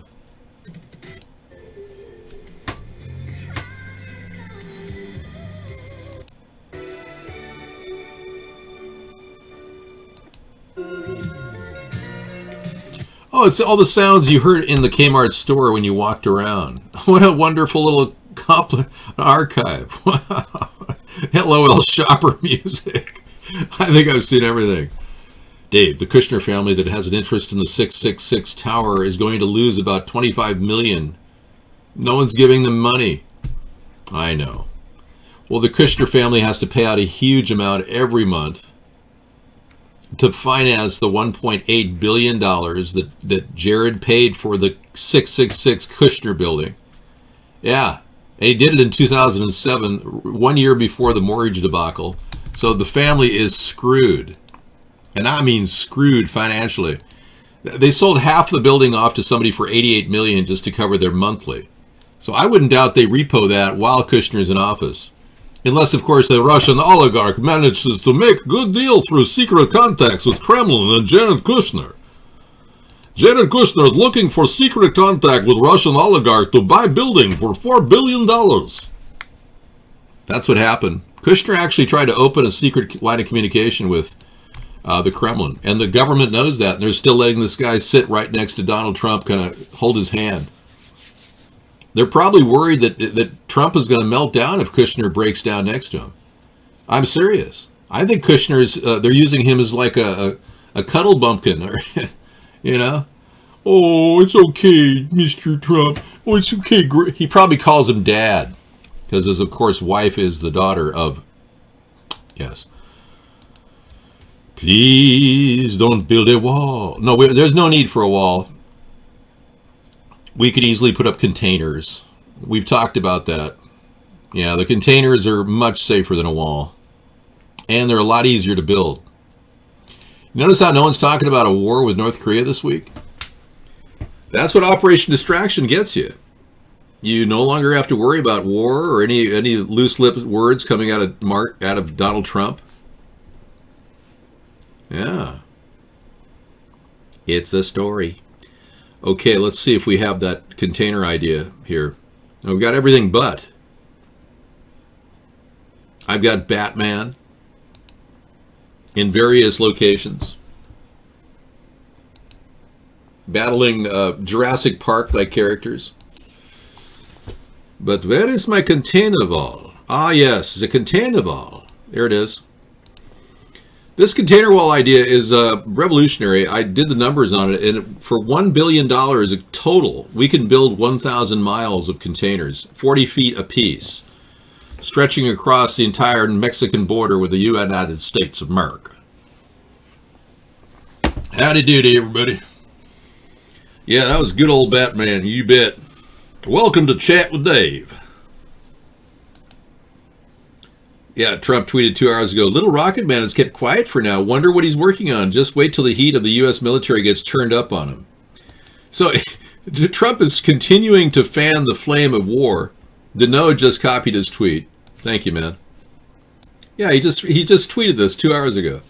It's like constantly ramping up the rhetoric against anybody, especially Kim Jong-un.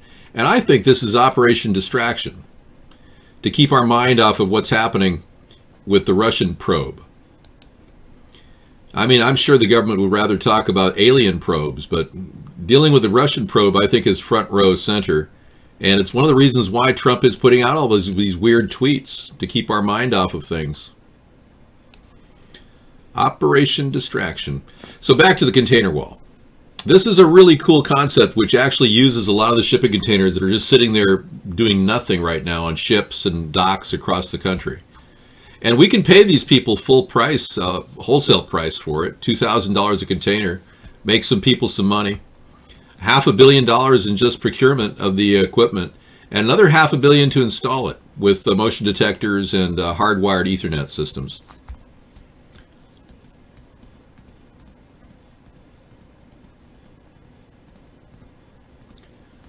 Trump is turning preteen dirty gene kung fu kangaroos into Manchurian candidates. Okay, well, I think I'm okay. I don't think I've turned into a Manchurian MK Ultra victim, but I'll be sure to tell you if I get abducted from my house and don't do the show for a couple days. If Sarah says, "Oh yes, David's in a hotel room in Honolulu with some unknown person," and then I come back as some weird person, hello. Welcome to the show. I am so glad to do the show with you today. Yeah, I'm just an average American. Just like you. Santana, Smooth. Yeah, we'll do that too. Yeah, that's a good song lined up. I think I have one earlier that didn't come in. So Hillary has some twisted ankle problems. She may have twisted her ankle. Her book tour has been derailed. So we're hoping that she just doesn't want to do the book tour anymore. That would end the entire history of Hillary. And over 57,000 police officers were assaulted in 2016. I just don't know what an assault is. 118 were killed. Oh, okay, not 170. 118 were killed in line of duty. Is an assault is like, hey, leave me alone? Is that a verbal assault? Because that could be like an assault, technically. When you say something to somebody and you know, call them out and say, I'm going to kick your ass, that's considered an assault, you know. Hey there, buddy. How you doing? Living large, man. Living large. I wouldn't doubt it. She doesn't want to go on the tour. She doesn't want to be seen with people. They'll detect that she's an alien clone. So Operation Distraction is in full bore. Just watch the Twitters from Donald Trump. The tweets keep your mind off of any reality check. I consider the whole swatting attack an assault. I do. How Hillary Clinton still can and should become president after Trump-Russia investigation. I have to laugh. I knew somebody in the Democratic Party would put this together eventually. Let's play it just for the laugh of it. Many people are thinking this is exactly where they're headed.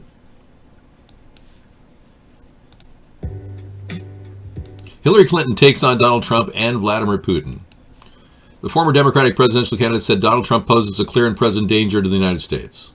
That this president and the people who serve him on this alternative reality track are posing a clear and present danger to the future of our country. Putin or Trump?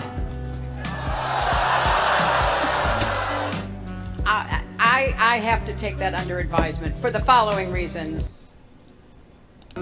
I ran against both of them.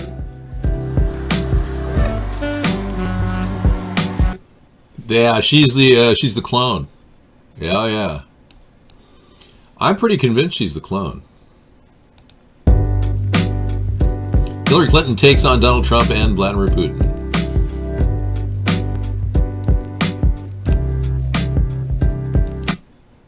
And the people who serve him on this alternative reality track are posing a clear and present danger to the future of our country. All right, I've seen enough of this. Thank you, but we don't need you, Hillary. You've got 120 people on the Clinton death count, on the body count. She's laughing all the way to the bank. I know. She and Bill have made tons of money, $5.8 billion on the Haitian donation through the Clinton Foundation. And even the person that audited this was going to speak in front of an international group recently. He died. He's the 120th person to die of a suiciding. A 50-year-old man. His friends said he was in great spirits the morning he was out that day. That night he was found hung to death in his house. Death by suiciding. I definitely think she was cloned. I'm 100% on it. If you don't think cloning is going on, you must be out of your mind. We've got more to fear from artificial intelligence than we do from clone, though. Cloning is mild in comparison.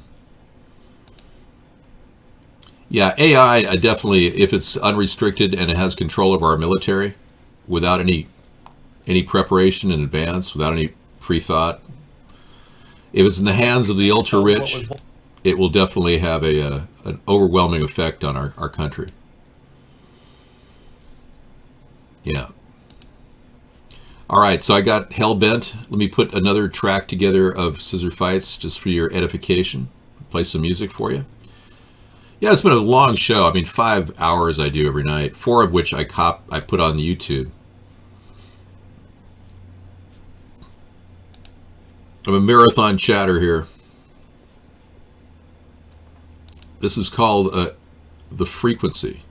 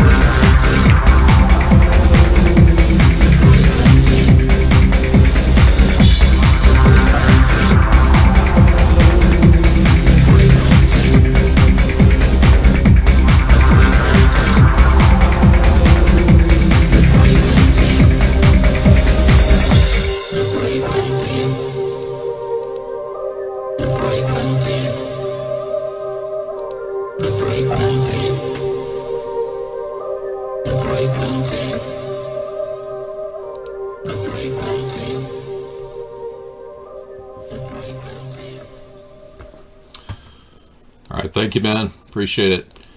Well, we've come to the end of our run here. We've got 10 more minutes to talk to you guys and chat. Thank you. Let's see if I can get back to some of your chat points. Yeah, nobody wants to go to a FEMA camp. Hey, you're welcome, IMTNT. Thanks for coming in, man. No one wants to go to a FEMA camp. Nobody wants to be carted away from their house. Nobody wants an extra large police force, but they're being pushed upon us. And frankly, the only alternative we have to them being pushed upon us is to build a third party to stop these people. They're not going to say no to a police state. They're going to say yes to money donors, corporate donors that want more police presence. They're going to basically take us down, man. Yeah. All of the people in America are at risk. The elitists have already telegraphed that they want to get rid of 90% of the population. Depopulation, at the heart of all conspiracy theories.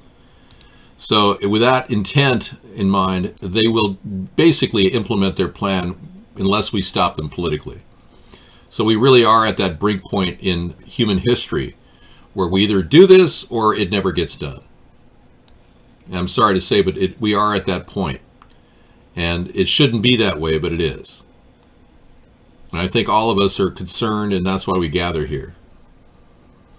Well, homeless or not homeless, they could do anything. They could have a pandemic. And instigating a pandemic, they'd force everybody to be vaccinated and chipped. That would be the worst case scenario. If there was an even worse scenario, it would be we're hit by an EMP and they shut off all of our electricity, which would be absolute mayhem for months to follow. So that could happen too. But those are the two. Maybe the third worst would be they're using the radio frequency network they have, the cell phone towers, to actually electrocute the population. That's possibly the third worst scenario that could happen. But these people have openly telegraphed their desire to get rid of 95% of the population. I mean, they've done it vocally, verbally in front of people. Here's Charlie Rose interviewing Ted Turner. He wants to get rid of 95% of the population. We've got to stabilize the population. When I was born, there were so what's wrong with the population? I mean, we're too many people. That's why we have global warming. We have global warming because too many people are using too much stuff. But if there were less people, they'd be using less stuff. You know. We're altering the climate and the world in so many different ways. And what we're doing is reducing the Earth's carrying capacity so that each year the natural world gets poorer and less able to support the increasing number of people. We have a finite world, but an infinite ability to increase our population. We've got to stabilize population on a voluntary basis. Everybody in the world's got to pledge to themselves that 1 or 2 children is it. And we've got to do that because otherwise all the gains that we make in redoing our energy system are going to be erased by population increase. Okay, yeah. Not quite. All the gains we've made are going to lower the cost of energy, making it available for more people at lower cost. All the gains we made with technology, you know, many, many years ago, they said that by this time we would never have to work. Nobody would have to work in America because we had such amazing automation and they were doing such a great job of converting to automation. Believe it or not, Lowe's right now is putting together the Lowe's bot, a new robot being distributed, and it's going to be arriving shortly.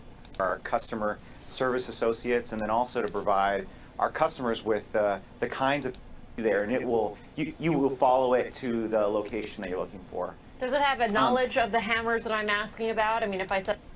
So you're going to be able to follow a Lowe's bot at your store. But no, back in the day, that there was a real strong belief that there would be no need for people to work in America, or around the world for that matter. And the elitists didn't like that. They wanted to exploit people. They want to make money on people. They don't want people to sit back and enjoy the fruits of labor, or even the fruits of living in America. So they created all kinds of stumbling blocks to that plan. And one of those is to depopulate now. They really believe that we need to get rid of us, all of us. I was wondering how many kids he had. Yeah, it's hard to say. Ted Turner children. Yeah, he has 5 kids. So here he is talking about how he doesn't want kids to populate, and he has 5. And you just heard him say he wanted to get rid of a few. Jeannie, Teddy, Laura, Rhett, and Bo. So yeah, he wanted only 1 or 2 children per people. You know, do as I say, not as I do. I guess that would be a Ted Turner thing. Okay, here we go. The video we've been waiting for all along, coming up in 5 minutes. Yeah. Witnesses confirm California fires are not natural. Weather weapons were used. All right.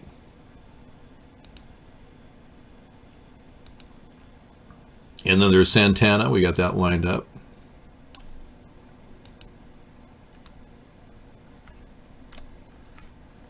That's pretty cool drone footage. Definitely want to make sure I have that in the lineup. I do. Yep.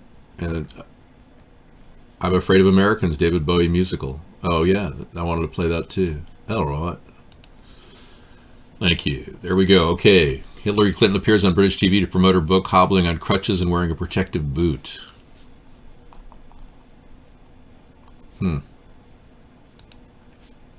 Yep. There she is. Protective boot and all. Yeah, you know, it's really difficult to get the clones to be fit and fiddle. They inherit the same physical ailments of their previous donor. Jane Fonda, they were together, yeah. Ted Turner and Jane Fonda. Have you seen that video of Trump with the fake Melania? No, I haven't. Let's take a look. Oh, really? Oh, that's hilarious. We'll be doing that. My wife, Melania, who happens to be right here, finds that subject to be of such vital importance, and she's very much involved, and as you know, she's on the committee and really wants to be involved in that process. Yes. Yes. They would love me to stay in, only for one reason. Look at the kind of money that's being sent. You know, Iran is spending money in various countries. Oh, that's so funny. And I've always said it, and I say to them, don't do anything, don't worry about it. Take all the money you can get. They're all friends of mine. Actually, Emmanuel called up, and he talked to me, and I said, look, Emmanuel, they just gave Renault a lot of money. Yeah. Wow. Thank you, man. I got to get a copy of that. That's just amazing. Okay, I'm going to keep that right there and make a copy of it in just a bit.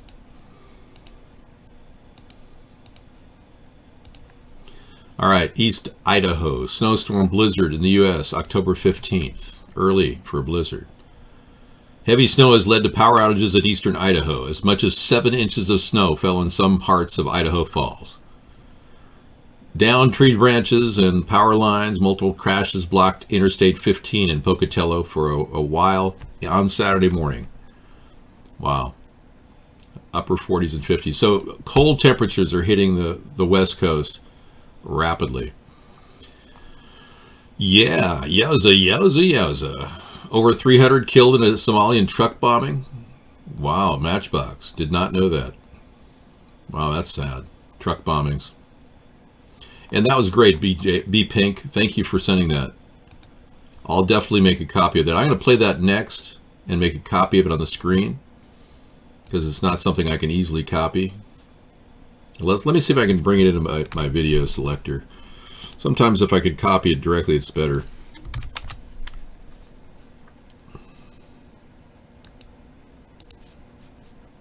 A very big statement. We will be doing that. No media to process. Yeah, okay. I will have to process it. Yeah, that boot. These boots were made for hobbling, and that's what Hillary will do. She'll walk all over you. Assange dropped dead man switch, possible insurance file password. Huh. Okay, well, I don't really need to put this out there, but it's being posted by Julian. Yeah, well, I might as well put it out there since nobody's watching. Nobody of any importance. Oh, excuse me. You're very important. What am I saying? Well, if you happen to know the secrets to this amazing algorithm, it could unlock the secrets of the Assange universe. I tend to believe that Assange is just a fake person. I don't really believe that every single video we've seen of him is 100%. The one on the balcony recently, down in Venezuela, was about as realistic as, or excuse me, Ecuador. I think he's staying in Ecuador. I don't know. What's the frequency, Kenneth?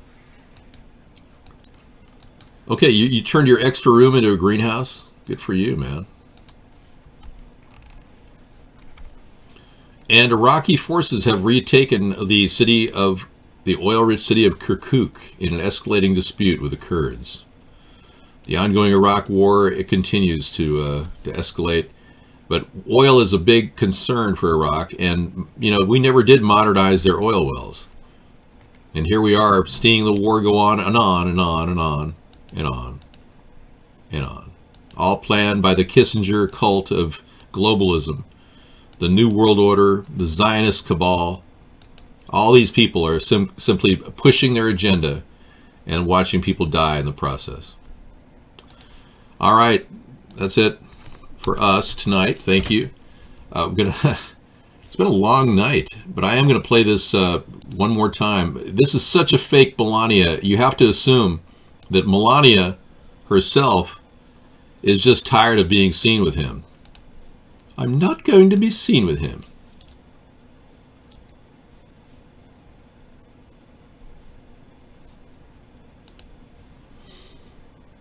Yeah, she's probably very upset.